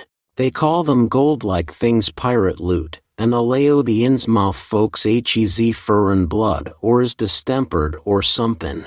Besides, them that lives here shoo off as many strangers as they kin, and encourage the rest not to get very curus, specially round night time. Beasts balk at the critters, hosses wuss and mules, but when they got autos that was all right. In 46 Captain Obed took a second wife that nobody in the ton never see, some says he didn't want to, but was made to buy them as he'd called in, had 3 children by her, 2 as disappeared young, but 1 gal as looked like anybody else and was educated in Europe. Obed finally got her married off by a trick to an Arkham feller as didn't suspect nothin', but nobody outside'll hev nothin' to do with Innsmouth folks now. Barnabas Marsh that runs the refinery now is Obed's grandson by his fust wife, son of Onesiphorus, his eldest son, but his mother was another o' them as wa'n't never seed outdoors. Right now Barnabas is about changed. Can't shed his eyes no more, and is all 8-0 shape. They say he still wears clothes, but he'll take to the water soon.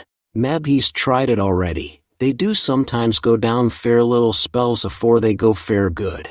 Ain't been seed about in public fair nigh on 10 year. Don't know how his poor wife kin feel. She come from Ipswich, and they nigh lynched Barnabas when he courted her 50-odd year ago. Obed he died in 78. And all the next generation is gone now, the fust wife's children dead, and the rest, God knows. The sound of the incoming tide was now very insistent, and little by little it seemed to change the old man's mood from maudlin tearfulness to watchful fear. He would pause now and then to renew those nervous glances over his shoulder or out toward the reef, and despite the wild absurdity of his tale, I could not help beginning to share his vague apprehensiveness. Zadok now grew shriller, and seemed to be trying to whip up his courage with louder speech. Hey, you, why don't you say something? How'd you like to be livin' in a town like this, with everything rotten and dyin', and boarded up monsters crawlin' and bleatin' and barkin' and hoppin' around black cellars and attics every way ye turn? Hey, How'd ye like to hear the howlin' night arter night from the churches and order o' Dagon Hall, and know what's doin' part o' the howlin'? How'd ye like to hear what comes from that awful reef every May even howlmas? Hey, think the old man's crazy, eh? Wall, sir, let me tell ye that ain't the wust. Zadok was really screaming now, and the mad frenzy of his voice disturbed me more than I care to own. Curse ye, don't set there starin' at me with them eyes. I tell Obed Marsh he's in hell, and Hez got to stay thar. Heh, in hell, I says.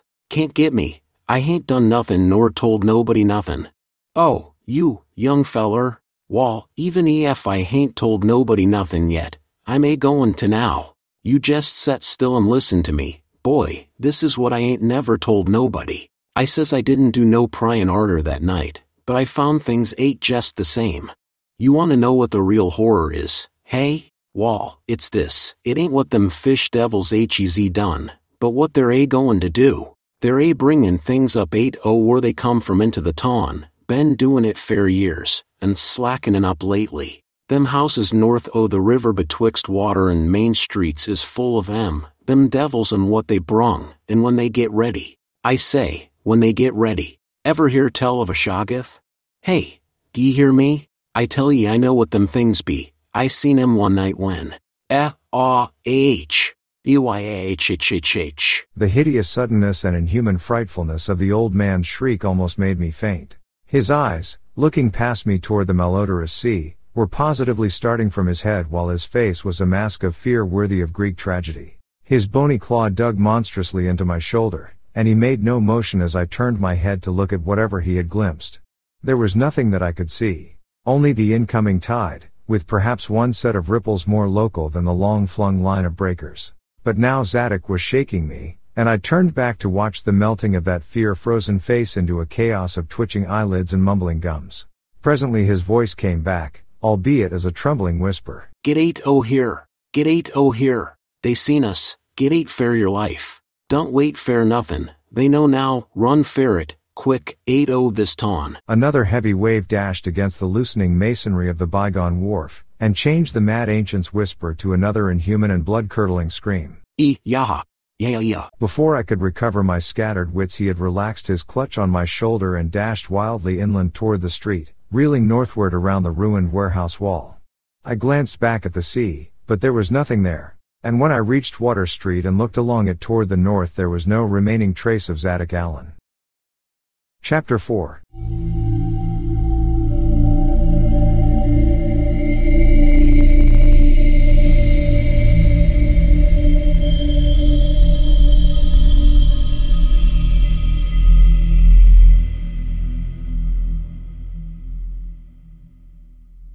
I can hardly describe the mood in which I was left by this harrowing episode, an episode at once mad and pitiful, grotesque and terrifying. The grocery boy had prepared me for it, yet the reality left me none the less bewildered and disturbed. Puerile though the story was, old Zadok's insane earnestness and horror had communicated to me a mounting unrest which joined with my earlier sense of loathing for the town and its blight of intangible shadow. Later I might sift the tale and extract some nucleus of historic allegory. Just now I wished to put it out of my head. The hour had grown perilously late, my watch said 7:15, and the Arkham bus left town square at 8, so I tried to give my thoughts as neutral and practical a cast as possible, meanwhile walking rapidly through the deserted streets of gaping roofs and leaning houses toward the hotel where I had checked my valise and would find my bus. Though the golden light of late afternoon gave the ancient roofs and decrepit chimneys an air of mystic loveliness and peace, I could not help glancing over my shoulder now and then. I would surely be very glad to get out of malodorous and fear-shadowed Innsmouth, and wish there were some other vehicle than the bus driven by that sinister-looking fellow sergeant. Yet I did not hurry too precipitately, for there were architectural details worth viewing at every silent corner and I could easily, I calculated, cover the necessary distance in a half hour.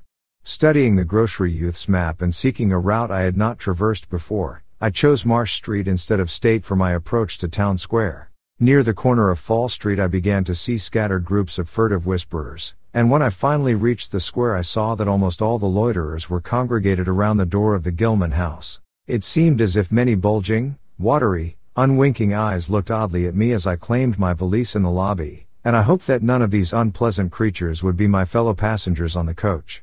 The bus, rather early, rattled in with 3 passengers somewhat before 8, and an evil-looking fellow on the sidewalk muttered a few indistinguishable words to the driver. Sergeant threw out a mailbag and a roll of newspapers, and entered the hotel while the passengers, the same men whom I had seen arriving in Newburyport that morning, shambled to the sidewalk and exchanged some faint guttural words with a loafer in a language I could have sworn was not English. I boarded the empty coach and took the same seat I had taken before, but was hardly settled before Sergeant reappeared and began mumbling in a throaty voice of peculiar repulsiveness. I was, it appeared, in very bad luck. There had been something wrong with the engine, despite the excellent time made from Newburyport, and the bus could not complete the journey to Arkham. No, it could not possibly be repaired that night, nor was there any other way of getting transportation out of Innsmouth, either to Arkham or elsewhere. Sergeant was sorry, but I would have to stop over at the Gilman. Probably the clerk would make the price easy for me, but there was nothing else to do. Almost dazed by this sudden obstacle, and violently dreading the fall of night in this decaying and half-unlighted town, I left the bus and re-entered the hotel lobby where the sullen, queer-looking night clerk told me I could have room 428 on next the top floor, large, but without running water, for $1. Despite what I had heard of this hotel in Newburyport, I signed the register, paid my $1, let the clerk take my valise, and followed that sour, solitary attendant up 3 creaking flights of stairs past dusty corridors which seemed wholly devoid of life. My room, a dismal rear one with 2 windows and bare, cheap furnishings, overlooked a dingy courtyard otherwise hemmed in by low, deserted brick blocks, and commanded a view of decrepit westward stretching roofs with a marshy countryside beyond. At the end of the corridor was a bathroom, a discouraging relic with ancient marble bowl, tin tub, faint electric light, and musty wooden paneling around all the plumbing fixtures. It being still daylight, I descended to the square and looked around for a dinner of some sort, noticing as I did so the strange glances I received from the unwholesome loafers. Since the grocery was closed, I was forced to patronize the restaurant I had shunned before, a stooped, narrow-headed man with staring, unwinking eyes, and a flat-nosed wench with unbelievably thick, clumsy hands being in attendance. The service was of the counter type, and it relieved me to find that much was evidently served from cans and packages. A bowl of vegetable soup with crackers was enough for me, and I soon headed back for my cheerless room at the Gilman, getting an evening paper and a fly-specked magazine from the evil-visaged clerk at the rickety stand beside his desk.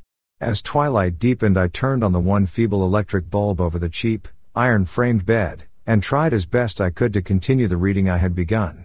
I felt it advisable to keep my mind wholesomely occupied, for it would not do to brood over the abnormalities of this ancient, blight-shadowed town while I was still within its borders. The insane yarn I had heard from the aged drunkard did not promise very pleasant dreams, and I felt I must keep the image of his wild, watery eyes as far as possible from my imagination. Also, I must not dwell on what that factory inspector had told the Newburyport ticket agent about the Gilman house and the voices of its nocturnal tenants, not on that, nor on the face beneath the tiara in the black church doorway, the face for whose horror my conscious mind could not account. It would perhaps have been easier to keep my thoughts from disturbing topics had the room not been so gruesomely musty. As it was, the lethal mustiness blended hideously with the town's general fishy odor and persistently focused one's fancy on death and decay. Another thing that disturbed me was the absence of a bolt on the door of my room. One had been there, as marks clearly showed, but there were signs of recent removal. No doubt it had become out of order, like so many other things in this decrepit edifice. In my nervousness I looked around and discovered a bolt on the clothespress which seemed to be of the same size, judging from the marks, as the one formerly on the door. To gain a partial relief from the general tension, I busied myself by transferring this hardware to the vacant place with the aid of a handy 3-in-1 device including a screwdriver which I kept on my keyring. The bolt fitted perfectly, and I was somewhat relieved when I knew that I could shoot it firmly upon retiring. Not that I had any real apprehension of its need, but that any symbol of security was welcome in an environment of this kind. There were adequate bolts on the 2 lateral doors to connecting rooms, and these I proceeded to fasten. I did not undress, but decided to read till I was sleepy and then lie down with only my coat, collar, and shoes off. Taking a pocket flashlight from my valise, I placed it in my trousers, so that I could read my watch if I woke up later in the dark. Drowsiness, however, did not come, and when I stopped to analyze my thoughts I found to my disquiet that I was really unconsciously listening for something which I dreaded but could not name. That inspector's story must have worked on my imagination more deeply than I had suspected. Again I tried to read, but found that I made no progress. After a time I seemed to hear the stairs and corridors creak at intervals as if with footsteps, and wondered if the other rooms were beginning to fill up. There were no voices, however, and it struck me that there was something subtly furtive about the creaking. I did not like it, and debated whether I had better try to sleep at all. This town had some queer people, and there had undoubtedly been several disappearances. Was this one of those inns where travelers were slain for their money? Surely I had no look of excessive prosperity. Or were the townsfolk really so resentful about curious visitors? Had my obvious sightseeing, with its frequent map consultations, aroused unfavorable notice? It occurred to me that I must be in a highly nervous state to let a few random creakings set me off speculating in this fashion, but I regretted none the less that I was unarmed.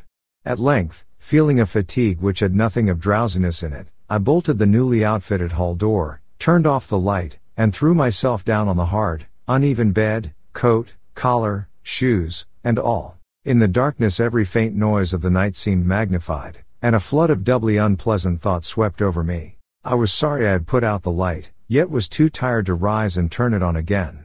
Then, after a long, dreary interval, and prefaced by a fresh creaking of stairs and corridor, there came that soft, damnably unmistakable sound which seemed like a malign fulfillment of all my apprehensions. Without the least shadow of a doubt, the lock on my hall door was being tried, cautiously, furtively, tentatively, with a key. My sensations upon recognizing this sign of actual peril were perhaps less rather than more tumultuous because of my previous vague fears. I had been, albeit without definite reason, instinctively on my guard, and that was to my advantage in the new and real crisis, whatever it might turn out to be. Nevertheless, the change in the menace from vague premonition to immediate reality was a profound shock, and fell upon me with the force of a genuine blow. It never once occurred to me that the fumbling might be a mere mistake. Malign purpose was all I could think of, and I kept deathly quiet, awaiting the would-be intruder's next move. After a time the cautious rattling ceased, and I heard the room to the north entered with a passkey. Then the lock of the connecting door to my room was softly tried. The bolt held, of course, and I heard the floor creak as the prowler left the room. After a moment there came another soft rattling, and I knew that the room to the south of me was being entered. Again a furtive trying of a bolted connecting door, and again a receding creaking. This time the creaking went along the hall and down the stairs, so I knew that the prowler had realized the bolted condition of my doors and was giving up his attempt for a greater or lesser time, as the future would show. The readiness with which I fell into a plan of action proves that I must have been subconsciously fearing some menace and considering possible avenues of escape for hours. From the first I felt that the unseen fumbler meant a danger not to be met or dealt with, but only to be fled from as precipitately as possible. The one thing to do was to get out of that hotel alive as quickly as I could, and through some channel other than the front stairs and lobby. Rising softly and throwing my flashlight on the switch, I sought to light the bulb over my bed in order to choose and pocket some belongings for a swift, valiseless flight. Nothing, however, happened and I saw that the power had been cut off. Clearly, some cryptic, evil movement was afoot on a large scale. Just what, I could not say. As I stood pondering with my hand on the now useless switch I heard a muffled creaking on the floor below, and thought I could barely distinguish voices in conversation. A moment later I felt less sure that the deeper sounds were voices, since the apparent hoarse barkings and loose-syllabled croakings bore so little resemblance to recognized human speech. Then I thought with renewed force of what the factory inspector had heard in the night in this moldering and pestilential building. Having filled my pockets with the flashlight's aid, I put on my hat and tiptoed to the windows to consider chances of descent.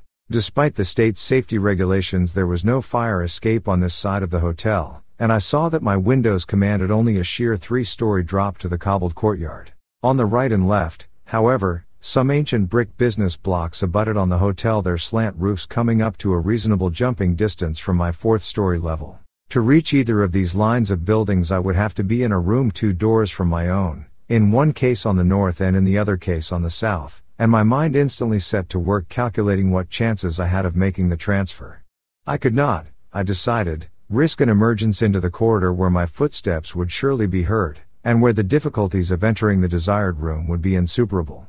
My progress, if it was to be made at all, would have to be through the less solidly built connecting doors of the rooms, the locks and bolts of which I would have to force violently, using my shoulder as a battering ram whenever they were set against me.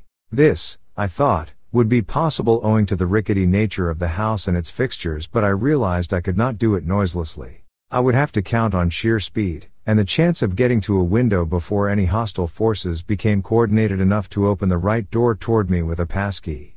My own outer door I reinforced by pushing the bureau against it, little by little, in order to make a minimum of sound. I perceived that my chances were very slender, and was fully prepared for any calamity. Even getting to another roof would not solve the problem, for there would then remain the task of reaching the ground and escaping from the town. One thing in my favor was the deserted and ruinous state of the abutting buildings, and the number of skylights gaping blackly open in each row. Gathering from the grocery boy's map that the best route out of town was southward, I glanced first at the connecting door on the south side of the room. It was designed to open in my direction, hence I saw, after drawing the bolt and finding other fastenings in place, it was not a favorable one for forcing. Accordingly, abandoning it as a route, I cautiously moved the bedstead against it to hamper any attack which might be made on it later from the next room. The door on the north was hung to open away from me, and this, though a test proved it to be locked or bolted from the other side, I knew must be my route. If I could gain the roofs of the buildings in Payne Street and descend successfully to the ground level, I might perhaps start through the courtyard and the adjacent or opposite buildings to Washington or Bates, or else emerge in Payne and edge around southward into Washington. In any case, I would aim to strike Washington somehow and get quickly out of the town square region. My preference would be to avoid Payne, since the fire station there might be open all night. As I thought of these things, I looked out over the squalid sea of decaying roofs below me, now brightened by the beams of a moon not much past full. On the right, the black gash of the river gorge clove the panorama, abandoned factories and railway station clinging barnacle-like to its sides. Beyond it, the rusted railway and the rolly road led off through a flat, marshy terrain dotted with islets of higher and drier scrub-grown land. On the left, the creek-threaded countryside was nearer, the narrow road to Ipswich gleaming white in the moonlight. I could not see from my side of the hotel the southward route toward Arkham which I had determined to take. I was irresolutely speculating on when I had better attack the northward door, and on how I could least audibly manage it, when I noticed that the vague noises underfoot had given place to a fresh and heavier creaking of the stairs. A wavering flicker of light showed through my transom, and the boards of the corridor began to groan with a ponderous load. Muffled sounds of possible vocal origin approached, and at length a firm knock came at my outer door. For a moment I simply held my breath and waited. Eternities seemed to elapse, and the nauseous fishy odor of my environment seemed to mount suddenly and spectacularly. Then the knocking was repeated, continuously, and with growing insistence. I knew that the time for action had come, and forthwith drew the bolt of the northward connecting door, bracing myself for the task of battering it open. The knocking waxed louder, and I hoped that its volume would cover the sound of my efforts. At last, beginning my attempt, I lunged again and again at the thin paneling with my left shoulder, heedless of shock or pain. The door resisted even more than I had expected, but I did not give in, and all the while the clamor at the outer door increased. Finally the connecting door gave, but with such a crash that I knew those outside must have heard. Instantly the outside knocking became a violent battering, while keys sounded ominously in the hall doors of the rooms on both sides of me. Rushing through the newly opened connection, I succeeded in bolting the northerly hall door before the lock could be turned, but even as I did so I heard the hall door of the third room, the one from whose window I had hoped to reach the roof below, being tried with a passkey.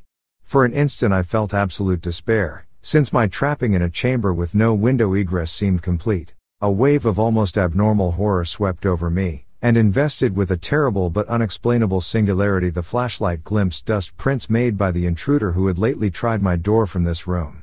Then, with a dazed automatism which persisted despite hopelessness, I made for the next connecting door and performed the blind motion of pushing at it in an effort to get through and, granting that fastenings might be as providentially intact as in this second room, bolt the hall door beyond before the lock could be turned from outside.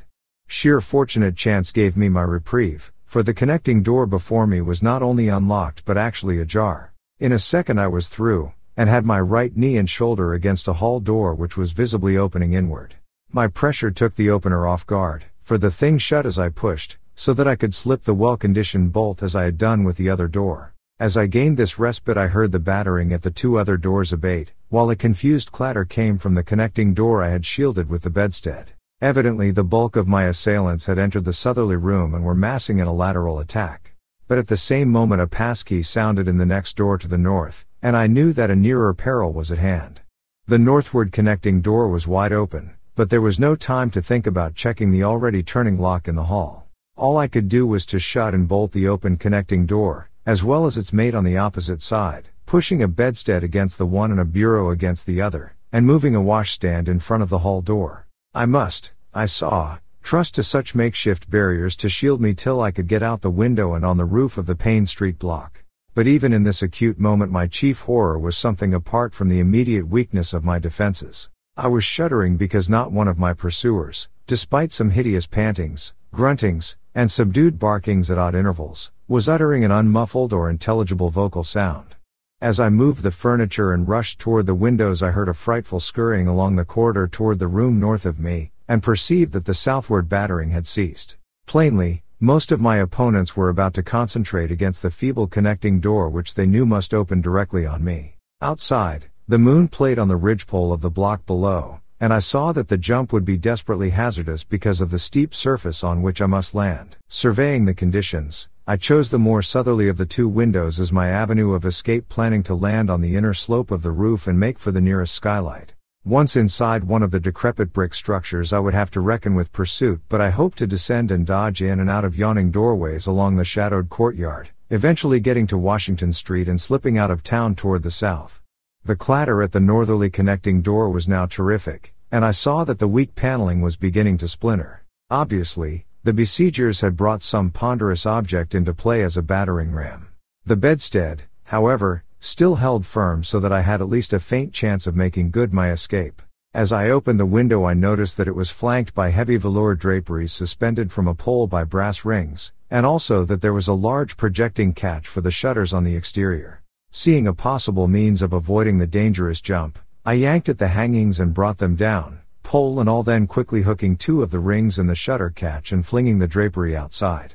The heavy folds reached fully to the abutting roof, and I saw that the rings and catch would be likely to bear my weight. So, climbing out of the window and down the improvised rope ladder, I left behind me forever the morbid and horror-infested fabric of the Gilman house.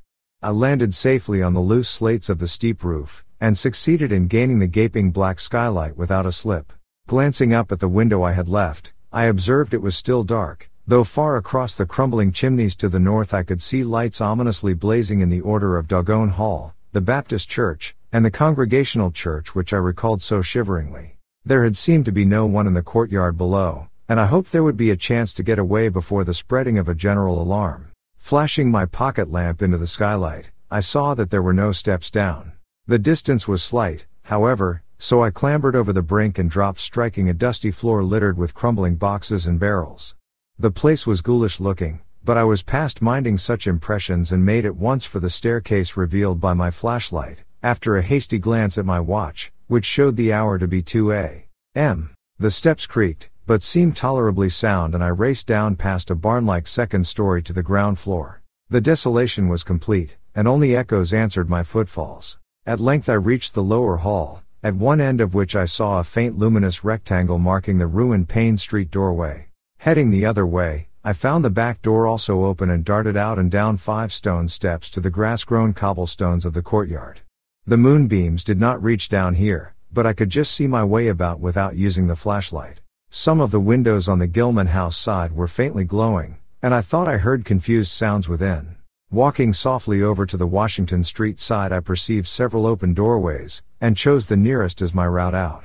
The hallway inside was black, and when I reached the opposite end I saw that the street door was wedged immovably shut. Resolved to try another building, I groped my way back toward the courtyard, but stopped short when close to the doorway. For out of an open door in the Gilman house a large crowd of doubtful shapes was pouring, lanterns bobbing in the darkness, and horrible croaking voices exchanging low cries in what was certainly not English. The figures moved uncertainly, and I realized to my relief that they did not know where I had gone, but for all that they sent a shiver of horror through my frame. Their features were indistinguishable, but their crouching, shambling gait was abominably repellent. And worst of all, I perceived that one figure was strangely robed, and unmistakably surmounted by a tall tiara of a design altogether too familiar. As the figures spread throughout the courtyard, I felt my fears increase. Suppose I could find no egress from this building on the street side? The fishy odor was detestable, and I wondered I could stand it without fainting. Again groping toward the street, I opened a door off the hall and came upon an empty room with closely shuttered but sashless windows. Fumbling in the rays of my flashlight, I found I could open the shutters and in another moment had climbed outside and was carefully closing the aperture in its original manner. I was now in Washington Street, and for the moment saw no living thing nor any light save that of the moon. From several directions in the distance, however, I could hear the sound of hoarse voices, of footsteps, and of a curious kind of pattering which did not sound quite like footsteps. Plainly I had no time to lose. The points of the compass were clear to me, and I was glad that all the streetlights were turned off, as is often the custom on strongly moonlit nights in unprosperous rural regions. Some of the sounds came from the south, yet I retained my design of escaping in that direction. There would, I knew, be plenty of deserted doorways to shelter me in case I met any person or group who looked like pursuers. I walked rapidly, softly, and close to the ruined houses. While hatless and disheveled after my arduous climb, I did not look especially noticeable and stood a good chance of passing unheeded if forced to encounter any casual wayfarer. At Bates Street I drew into a yawning vestibule while two shambling figures crossed in front of me, but was soon on my way again and approaching the open space where Elliott Street obliquely crosses Washington at the intersection of South. Though I had never seen this space, it had looked dangerous to me on the grocery youth's map since the moonlight would have free play there. There was no use trying to evade it, for any alternative course would involve detours of possibly disastrous visibility and delaying effect. The only thing to do was to cross it boldly and openly, imitating the typical shamble of the Innsmouth folk as best I could, and trusting that no one, or at least no pursuer of mine, would be there. Just how fully the pursuit was organized, and indeed, just what its purpose might be, I could form no idea. There seemed to be unusual activity in the town, but I judged that the news of my escape from the Gilman had not yet spread. I would, of course, soon have to shift from Washington to some other southward street, for that party from the hotel would doubtless be after me. I must have left dust prints in that last old building, revealing how I had gained the street. The open space was, as I had expected, strongly moonlit, and I saw the remains of a park-like, iron-railed green in its center. Fortunately no one was about, though a curious sort of buzz or roar seemed to be increasing in the direction of Town Square. South Street was very wide, leading directly down a slight declivity to the waterfront and commanding a long view out at sea, and I hoped that no one would be glancing up it from afar as I crossed in the bright moonlight. My progress was unimpeded, and no fresh sound arose to hint that I had been spied. Glancing about me, I involuntarily let my pace slacken for a second to take in the sight of the sea, gorgeous in the burning moonlight at the street's end. Far out beyond the breakwater was the dim, dark line of Devil Reef, and as I glimpsed it I could not help thinking of all the hideous legends I had heard in the last 34 hours, legends which portrayed this ragged rock as a veritable gateway to realms of unfathomed horror and inconceivable abnormality. Then, without warning, I saw the intermittent flashes of light on the distant reef. They were definite and unmistakable, and awaked in my mind a blind horror beyond all rational proportion. My muscles tightened for panic flight, held in only by a certain unconscious caution and half-hypnotic fascination. And to make matters worse, there now flashed forth from the lofty cupola of the Gilman house, which loomed up to the northeast behind me, a series of analogous though differently spaced gleams which could be nothing less than an answering signal. Controlling my muscles, and realizing afresh how plainly visible I was, I resumed my brisker and faintly shambling pace, though keeping my eyes on that hellish and ominous reef as long as the opening of South Street gave me a seaward view. What the whole proceeding meant, I could not imagine unless it involved some strange rite connected with Devil Reef, or unless some party had landed from a ship on that sinister rock. I now bent to the left around the ruinous green, still gazing toward the ocean as it blazed in the spectral summer moonlight, and watching the cryptical flashing of those nameless, unexplainable beacons. It was then that the most horrible impression of all was born in upon me, the impression which destroyed my last vestige of self-control and set me running frantically southward past the yawning black doorways and fishily staring windows of that deserted nightmare street. For at a closer glance I saw that the moonlit waters between the reef and the shore were far from empty. They were alive with a teeming horde of shapes swimming inward toward the town, and even at my vast distance and in my single moment of perception I could tell that the bobbing heads and flailing arms were alien and aberrant in a way scarcely to be expressed or consciously formulated. My frantic running ceased before I had covered a block, for at my left I began to hear something like the hue and cry of organized pursuit. There were footsteps and guttural sounds, and a rattling motor wheezed south along Federal Street. In a second all my plans were utterly changed, for if the southward highway were blocked ahead of me, I must clearly find another egress from Innsmouth. I paused and drew into a gaping doorway, reflecting how lucky I was to have left the moonlit open space before these pursuers came down the parallel street. A second reflection was less comforting. Since the pursuit was down another street, it was plain that the party was not following me directly. It had not seen me, but was simply obeying a general plan of cutting off my escape. This, however, implied that all roads leading out of Innsmouth were similarly patrolled, for the denizens could not have known what route I intended to take. If this were so, I would have to make my retreat across country away from any road, but how could I do that in view of the marshy and creek-riddled nature of all the surrounding region? For a moment my brain reeled, both from sheer hopelessness and from a rapid increase in the omnipresent fishy odor. Then I thought of the abandoned railway to Rowley, whose solid line of ballasted, weed-grown earth still stretched off to the northwest from the crumbling station on the edge of the river gorge. There was just a chance that the townsfolk would not think of that, since its briar-choked desertion made it half impassable, and the unlikeliest of all avenues for a fugitive to choose. I had seen it clearly from my hotel window, and knew about how it lay. Most of its earlier length was uncomfortably visible from the Rowley Road, and from high places in the town itself, but one could perhaps crawl inconspicuously through the undergrowth. At any rate, it would form my only chance of deliverance, and there was nothing to do but try it. Drawing inside the hall of my deserted shelter, I once more consulted the grocery boy's map with the aid of the flashlight. The immediate problem was how to reach the ancient railway, and I now saw that the safest course was ahead to Babson Street, then west to Lafayette, there edging around but not crossing an open space homologous to the one I had traversed, and subsequently back northward and westward in a zigzagging line through Lafayette, Bates, Adams, and Bank Streets, the latter skirting the river gorge, to the abandoned and dilapidated station I had seen from my window. My reason for going ahead to Babson was that I wished neither to recross the earlier open space nor to begin my westward course along a cross street as broad as south. Starting once more, I crossed the street to the right-hand side in order to edge around into Babson as inconspicuously as possible. Noises still continued in Federal Street, and as I glanced behind me I thought I saw a gleam of light near the building through which I had escaped. Anxious to leave Washington Street, I broke into a quiet dog trot, trusting to luck not to encounter any observing eye. Next the corner of Babson Street I saw to my alarm that one of the houses was still inhabited, as attested by curtains at the window, but there were no lights within, and I passed it without disaster.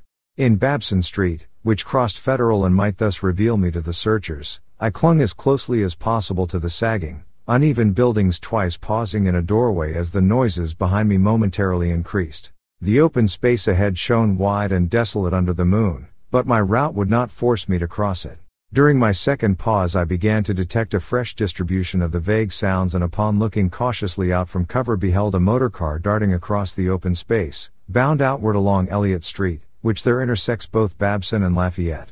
As I watched, choked by a sudden rise in the fishy odor after a short abatement, I saw a band of uncouth, crouching shapes loping and shambling in the same direction, and knew that this must be the party guarding the Ipswich Road, since that highway forms an extension of Elliott Street. Two of the figures I glimpsed were in voluminous robes, and one wore a peaked diadem which glistened whitely in the moonlight. The gait of this figure was so odd that it sent a chill through me, for it seemed to me the creature was almost hopping. When the last of the band was out of sight I resumed my progress, darting around the corner into Lafayette Street, and crossing Elliott very hurriedly, lest stragglers of the party be still advancing along that thoroughfare. I did hear some croaking and clattering sounds far off toward Town Square, but accomplished the passage without disaster. My greatest dread was in recrossing broad and moonlit South Street, with its seaward view, and I had to nerve myself for the ordeal.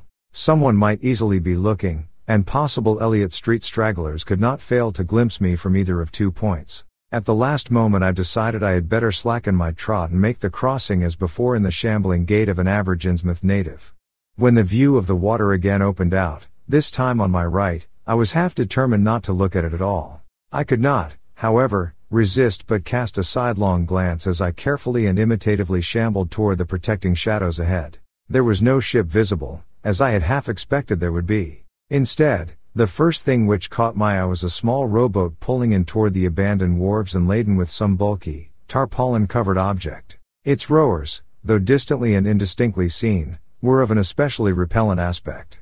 Several swimmers were still discernible, while on the far black reef I could see a faint, steady glow unlike the winking beacon visible before, and of a curious color which I could not precisely identify.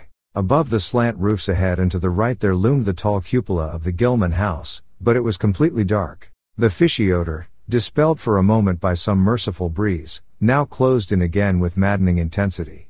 I had not quite crossed the street when I heard a muttering band advancing along Washington from the north. As they reached the broad open space where I had had my first disquieting glimpse of the moonlit water, I could see them plainly only a block away, and was horrified by the bestial abnormality of their faces and the dog-like subhumanness of their crouching gait. One man moved in a positively simian way, with long arms frequently touching the ground, while another figure, robed and tiaraed, seemed to progress in an almost hopping fashion. I judged this party to be the one I had seen in the Gilman's courtyard, the one, therefore, most closely on my trail. As some of the figures turned to look in my direction, I was transfixed with fright, yet managed to preserve the casual, shambling gait I had assumed. To this day I do not know whether they saw me or not. If they did, my stratagem must have deceived them, for they passed on across the moonlit space without varying their course, meanwhile croaking and jabbering in some hateful guttural patois I could not identify. Once more in shadow, I resumed my former dog trot past the leaning and decrepit houses that stared blankly into the night. Having crossed to the western sidewalk, I rounded the nearest corner into Bates Street, where I kept close to the buildings on the southern side. I passed two houses showing signs of habitation, one of which had faint lights in upper rooms, yet met with no obstacle. As I turned into Adams Street I felt measurably safer, but received a shock when a man reeled out of a black doorway directly in front of me. He proved, however, too hopelessly drunk to be a menace, so that I reached the dismal ruins of the Bank Street warehouses in safety. No one was stirring in that dead street beside the river gorge, and the roar of the waterfalls quite drowned my footsteps. It was a long dog trot to the ruined station, and the great brick warehouse walls around me seemed somehow more terrifying than the fronts of private houses. At last I saw the ancient arcaded station, or what was left of it, and made directly for the tracks that started from its farther end. The rails were rusty but mainly intact, and not more than half the ties had rotted away. Walking or running on such a surface was very difficult, but I did my best, and on the whole made very fair time. For some distance the line kept on along the gorge's brink, but at length I reached the long covered bridge where it crossed the chasm at a dizzy height. The condition of this bridge would determine my next step. If humanly possible, I would use it; if not, I would have to risk more street wandering and take the nearest intact highway bridge. The vast, barn-like length of the old bridge gleamed spectrally in the moonlight, and I saw that the ties were safe for at least a few feet within. Entering, I began to use my flashlight, and was almost knocked down by the cloud of bats that flapped past me. About halfway across there was a perilous gap in the ties which I feared for a moment would halt me, but in the end I risked a desperate jump which fortunately succeeded.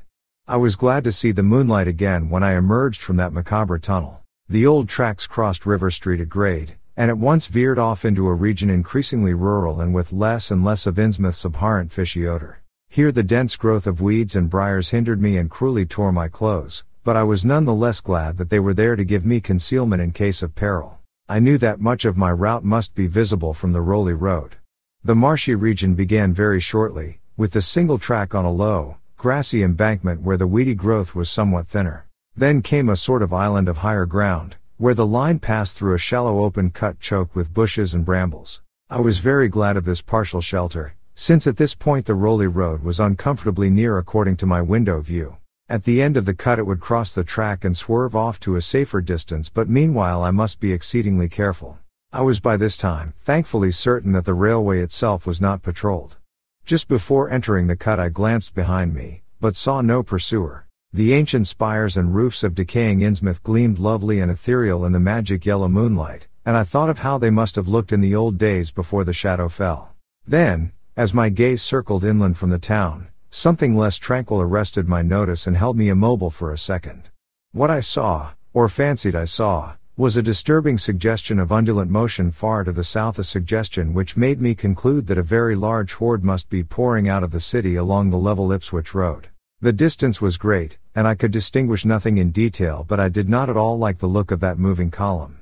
It undulated too much, and glistened too brightly in the rays of the now westering moon. There was a suggestion of sound, too, though the wind was blowing the other way, a suggestion of bestial scraping and bellowing even worse than the muttering of the parties I had lately overheard. All sorts of unpleasant conjectures crossed my mind. I thought of those very extreme Innsmouth types said to be hidden in crumbling, centuried warrens near the waterfront. I thought, too, of those nameless swimmers I had seen. Counting the parties so far glimpsed, as well as those presumably covering other roads, the number of my pursuers must be strangely large for a town as depopulated as Innsmouth. Whence could come the dense personnel of such a column as I now beheld? Did those ancient, unplumbed warrens teem with a twisted, uncatalogued, and unsuspected life? Or had some unseen ship indeed landed a legion of unknown outsiders on that hellish reef? Who were they? Why were they there? And if such a column of them was scouring the Ipswich road, would the patrols on the other roads be likewise augmented? I had entered the brush-grown cut and was struggling along at a very slow pace when that damnable fishy odor again waxed dominant. Had the wind suddenly changed eastward, so that it blew in from the sea and over the town? It must have, I concluded, since I now began to hear shocking guttural murmurs from that hitherto silent direction. There was another sound, too, a kind of wholesale, colossal flopping or pattering which somehow called up images of the most detestable sort. It made me think illogically of that unpleasantly undulating column on the far-off Ipswich road. And then both stench and sounds grew stronger, so that I paused shivering and grateful for the cut's protection. It was here, I recalled, that the Rowley Road drew so close to the old railway before crossing westward and diverging. Something was coming along that road, and I must lie low till its passage and vanishment in the distance. Thank heaven these creatures employed no dogs for tracking, though perhaps that would have been impossible amidst the omnipresent regional odor. Crouched in the bushes of that sandy cleft I felt reasonably safe, even though I knew the searchers would have to cross the track in front of me not much more than 100 yards away. I would be able to see them, but they could not, except by a malign miracle, see me. All at once I began dreading to look at them as they passed. I saw the close moonlit space where they would surge by, and had curious thoughts about the irredeemable pollution of that space. They would perhaps be the worst of all Innsmouth types, something one would not care to remember.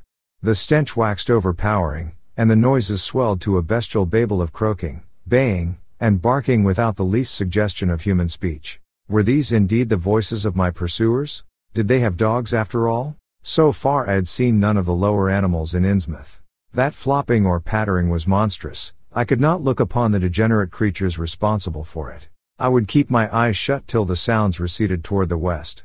The horde was very close now, the air foul with their hoarse snarlings, and the ground almost shaking with their alien-rhythmed footfalls. My breath nearly ceased to come, and I put every ounce of willpower into the task of holding my eyelids down.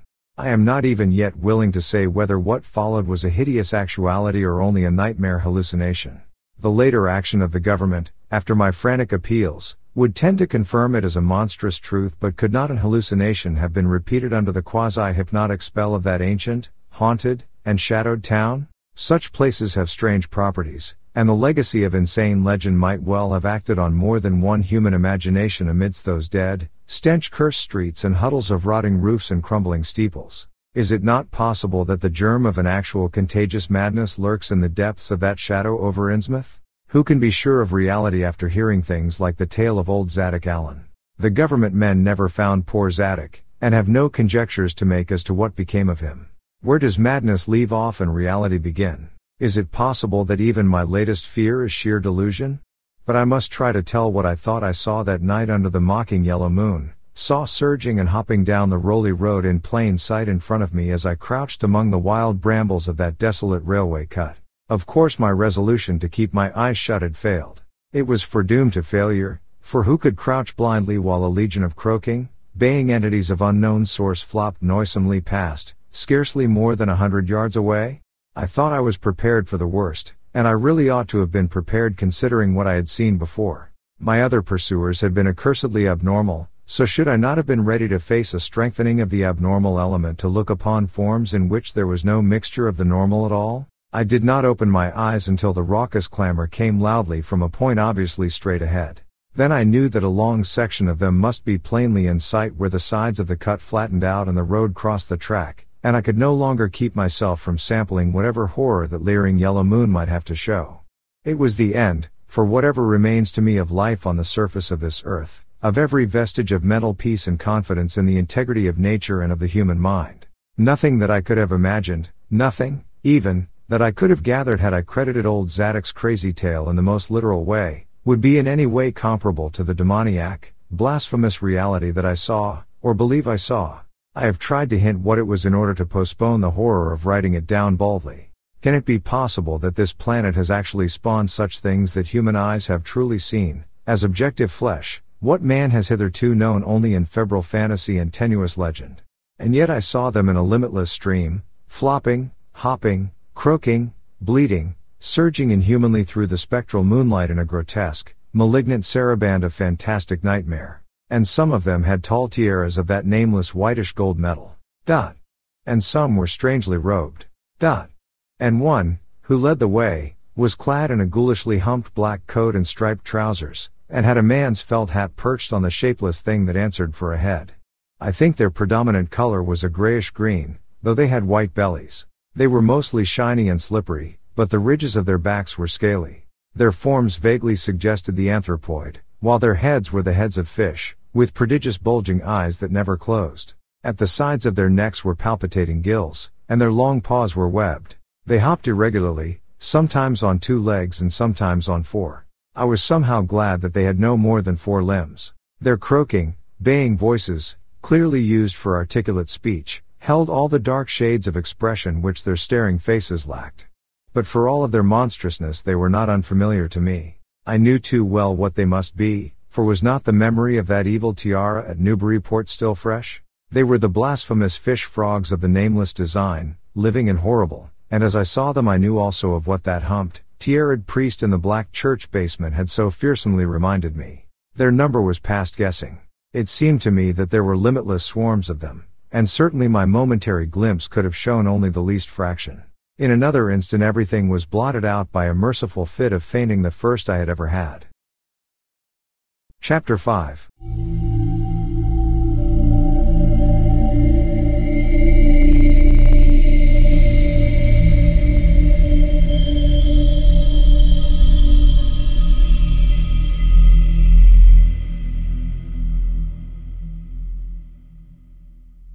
It was a gentle daylight rain that awaked me from my stupor in the brush-grown railway cut, and when I staggered out to the roadway ahead I saw no trace of any prints in the fresh mud. The fishy odor, too, was gone. Innsmouth's ruined roofs and toppling steeples loomed up greyly toward the southeast, but not a living creature did I spy in all the desolate salt marshes around.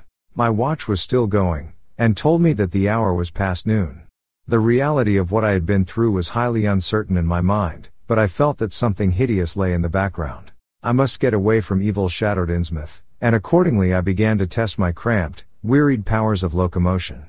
Despite weakness, hunger, horror, and bewilderment I found myself after a long time able to walk, so started slowly along the muddy road to Rowley. Before evening I was in the village, getting a meal and providing myself with presentable clothes. I caught the night train to Arkham, and the next day talked long and earnestly with government officials there, a process I later repeated in Boston. With the main result of these colloquies the public is now familiar, and I wish, for normality's sake, there were nothing more to tell. Perhaps it is madness that is overtaking me, yet perhaps a greater horror, or a greater marvel, is reaching out.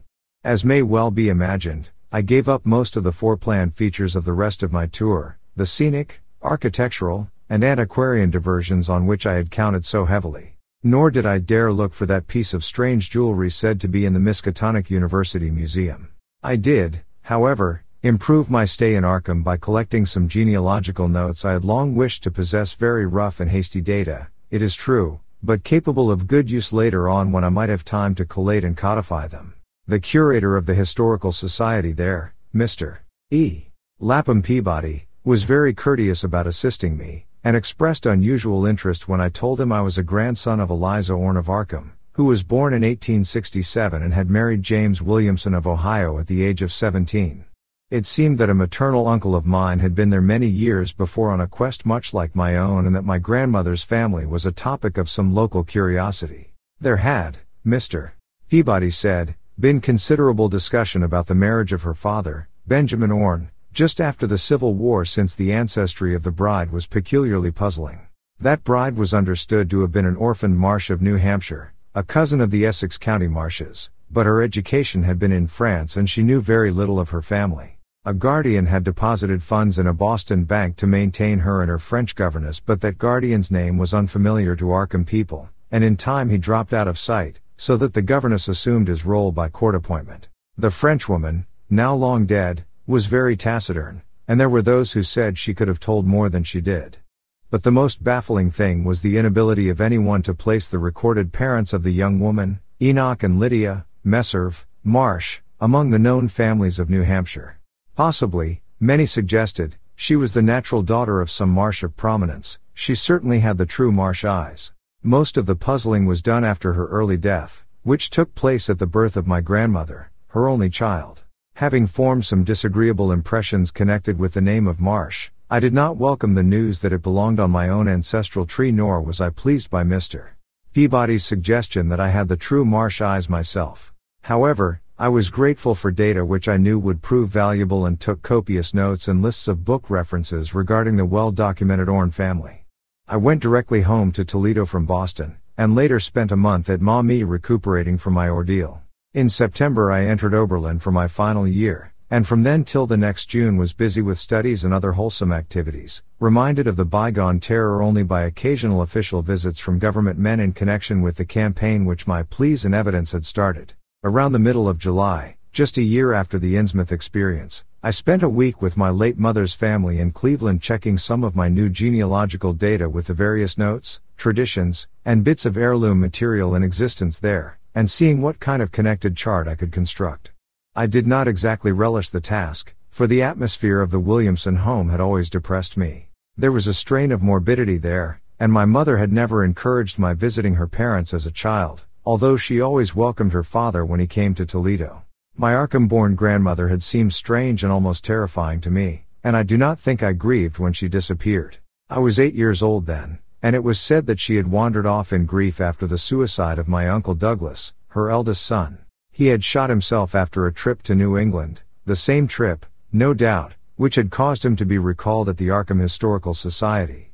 This uncle had resembled her, and I had never liked him either. Something about the staring, unwinking expression of both of them had given me a vague, unaccountable uneasiness. My mother and Uncle Walter had not looked like that. They were like their father, though poor little cousin Lawrence, Walter's son, had been an almost perfect duplicate of his grandmother before his condition took him to the permanent seclusion of a sanitarium at Canton. I had not seen him in 4 years, but my uncle once implied that his state, both mental and physical, was very bad. This worry had probably been a major cause of his mother's death 2 years before. My grandfather and his widowed son Walter now comprised the Cleveland household, but the memory of older times hung thickly over it. I still disliked the place, and tried to get my researches done as quickly as possible. Williamson records and traditions were supplied in abundance by my grandfather, though for Orne material I had to depend on my Uncle Walter, who put at my disposal the contents of all his files, including notes, letters, cuttings, heirlooms, photographs, and miniatures. It was in going over the letters and pictures on the Orne side that I began to acquire a kind of terror of my own ancestry. As I have said, my grandmother and Uncle Douglas had always disturbed me. Now, years after their passing, I gazed at their pictured faces with a measurably heightened feeling of repulsion and alienation. I could not at first understand the change, but gradually a horrible sort of comparison began to obtrude itself on my unconscious mind despite the steady refusal of my consciousness to admit even the least suspicion of it. It was clear that the typical expression of these faces now suggested something it had not suggested before, something which would bring stark panic if too openly thought of. But the worst shock came when my uncle showed me the Orne jewelry in a downtown safe deposit vault. Some of the items were delicate and inspiring enough, but there was one box of strange old pieces descended from my mysterious great-grandmother which my uncle was almost reluctant to produce. They were, he said, of very grotesque and almost repulsive design, and had never to his knowledge been publicly worn, though my grandmother used to enjoy looking at them. Vague legends of bad luck clustered around them, and my great-grandmother's French governess had said they ought not to be worn in New England, though it would be quite safe to wear them in Europe. As my uncle began slowly and grudgingly to unwrap the things, he urged me not to be shocked by the strangeness and frequent hideousness of the designs. Artists and archaeologists who had seen them pronounced the workmanship superlatively and exotically exquisite, though no one seemed able to define their exact material or assign them to any specific art tradition. There were 2 armlets, a tiara, and a kind of pectoral, the latter having in high relief certain figures of almost unbearable extravagance. During this description I had kept a tight rein on my emotions, but my face must have betrayed my mounting fears. My uncle looked concerned, and paused in his unwrapping to study my countenance. I motioned to him to continue, which he did with renewed signs of reluctance. He seemed to expect some demonstration when the first piece, the tiara, became visible, but I doubt if he expected quite what actually happened. I did not expect it, either, for I thought I was thoroughly forewarned regarding what the jewelry would turn out to be. What I did was to faint silently away, just as I had done in that briar-choked railway cut a year before. From that day on my life has been a nightmare of brooding and apprehension, nor do I know how much is hideous truth and how much madness. My great-grandmother had been a marsh of unknown source whose husband lived in Arkham, and did not old Zadok say that the daughter of Obed Marsh by a monstrous mother was married to an Arkham man through a trick? What was it the ancient toper had muttered about the likeness of my eyes to Captain Obed's? In Arkham, too, the curator had told me I had the true Marsh eyes. Was Obed Marsh my own great-great-grandfather? Who, or what, then, was my great-great-grandmother? But perhaps this was all madness. Those whitish gold ornaments might easily have been bought from some Innsmouth sailor by the father of my great-grandmother, whoever he was, and that look in the staring-eyed faces of my grandmother and self-slain uncle might be sheer fancy on my part, sheer fancy, bolstered up by the Innsmouth shadow which had so darkly colored my imagination. But why had my uncle killed himself after an ancestral quest in New England? For more than 2 years I fought off these reflections with partial success. My father secured me a place in an insurance office, and I buried myself in routine as deeply as possible. In the winter of 1930-31, however, the dreams began. They were very sparse and insidious at first, but increased in frequency and vividness as the weeks went by. Great watery spaces opened out before me, and I seemed to wander through titanic sunken porticos and labyrinths of weedy cyclopean walls with grotesque fishes as my companions. Then the other shapes began to appear, filling me with nameless horror the moment I awoke. But during the dreams they did not horrify me at all. I was one with them, wearing their unhuman trappings, treading their aqueous ways, and praying monstrously at their evil sea-bottom temples. There was much more than I could remember, but even what I did remember each morning would be enough to stamp me as a madman or a genius if ever I dared write it down. Some frightful influence, I felt, was seeking gradually to drag me out of the sane world of wholesome life into unnameable abysses of blackness and alienage, and the process told heavily on me. My health and appearance grew steadily worse, till finally I was forced to give up my position and adopt the static, secluded life of an invalid. Some odd nervous affliction had me in its grip, and I found myself at times almost unable to shut my eyes. It was then that I began to study the mirror with mounting alarm. The slow ravages of disease are not pleasant to watch, but in my case there was something subtler and more puzzling in the background. My father seemed to notice it, too, for he began looking at me curiously and almost affrightedly. What was taking place in me? Could it be that I was coming to resemble my grandmother and Uncle Douglas? One night I had a frightful dream in which I met my grandmother under the sea. She lived in a phosphorescent palace of many terraces, with gardens of strange leprous corals and grotesque brachiate efflorescences, and welcomed me with a warmth that may have been sardonic. She had changed, as those who take to the water change, and told me she had never died. Instead, she had gone to a spot her dead son had learned about, and had leapt to a realm whose wonders, destined for him as well, he had spurned with a smoking pistol. This was to be my realm, too. I could not escape it. I would never die, but would live with those who had lived since before man ever walked the earth. I met also that which had been her grandmother. For 80,000 years Theolai had lived in Yahanthlei, and thither she had gone back after Obed Marsh was dead. Yahanthlei was not destroyed when the upper earth men shot death into the sea. It was hurt, but not destroyed. The deep ones could never be destroyed, even though the Paleogean magic of the forgotten old ones might sometimes check them. For the present they would rest, but some day, if they remembered, they would rise again for the tribute great Cthulhu craved. It would be a city greater than Innsmouth next time. They had planned to spread, and had brought up that which would help them, but now they must wait once more. For bringing the upper earth men's death I must do a penance, but that would not be heavy. This was the dream in which I saw a Shoggoth for the first time, and the sight set me awake in a frenzy of screaming. That morning the mirror definitely told me I had acquired the Innsmouth look. So far I have not shot myself as my Uncle Douglas did. I bought an automatic and almost took the step, But certain dreams deterred me. The tense extremes of horror are lessening, and I feel queerly drawn toward the unknown sea deeps instead of fearing them. I hear and do strange things in sleep, and awake with a kind of exultation instead of terror. I do not believe I need to wait for the full change as most have waited. If I did, my father would probably shut me up in a sanitarium as my poor little cousin is shut up. Stupendous and unheard of splendors await me below, and I shall seek them soon. Ya Rulia. Cthulhu Than. Ya. Ya. No, I shall not shoot myself. I cannot be made to shoot myself. I shall plan my cousin's escape from that Canton madhouse, and together we shall go to marvel-shadowed Innsmouth. We shall swim out to that brooding reef in the sea and dive down through black abysses to Cyclopean and many-columned Johanthlii, and in that lair of the deep ones we shall dwell amidst wonder and glory forever.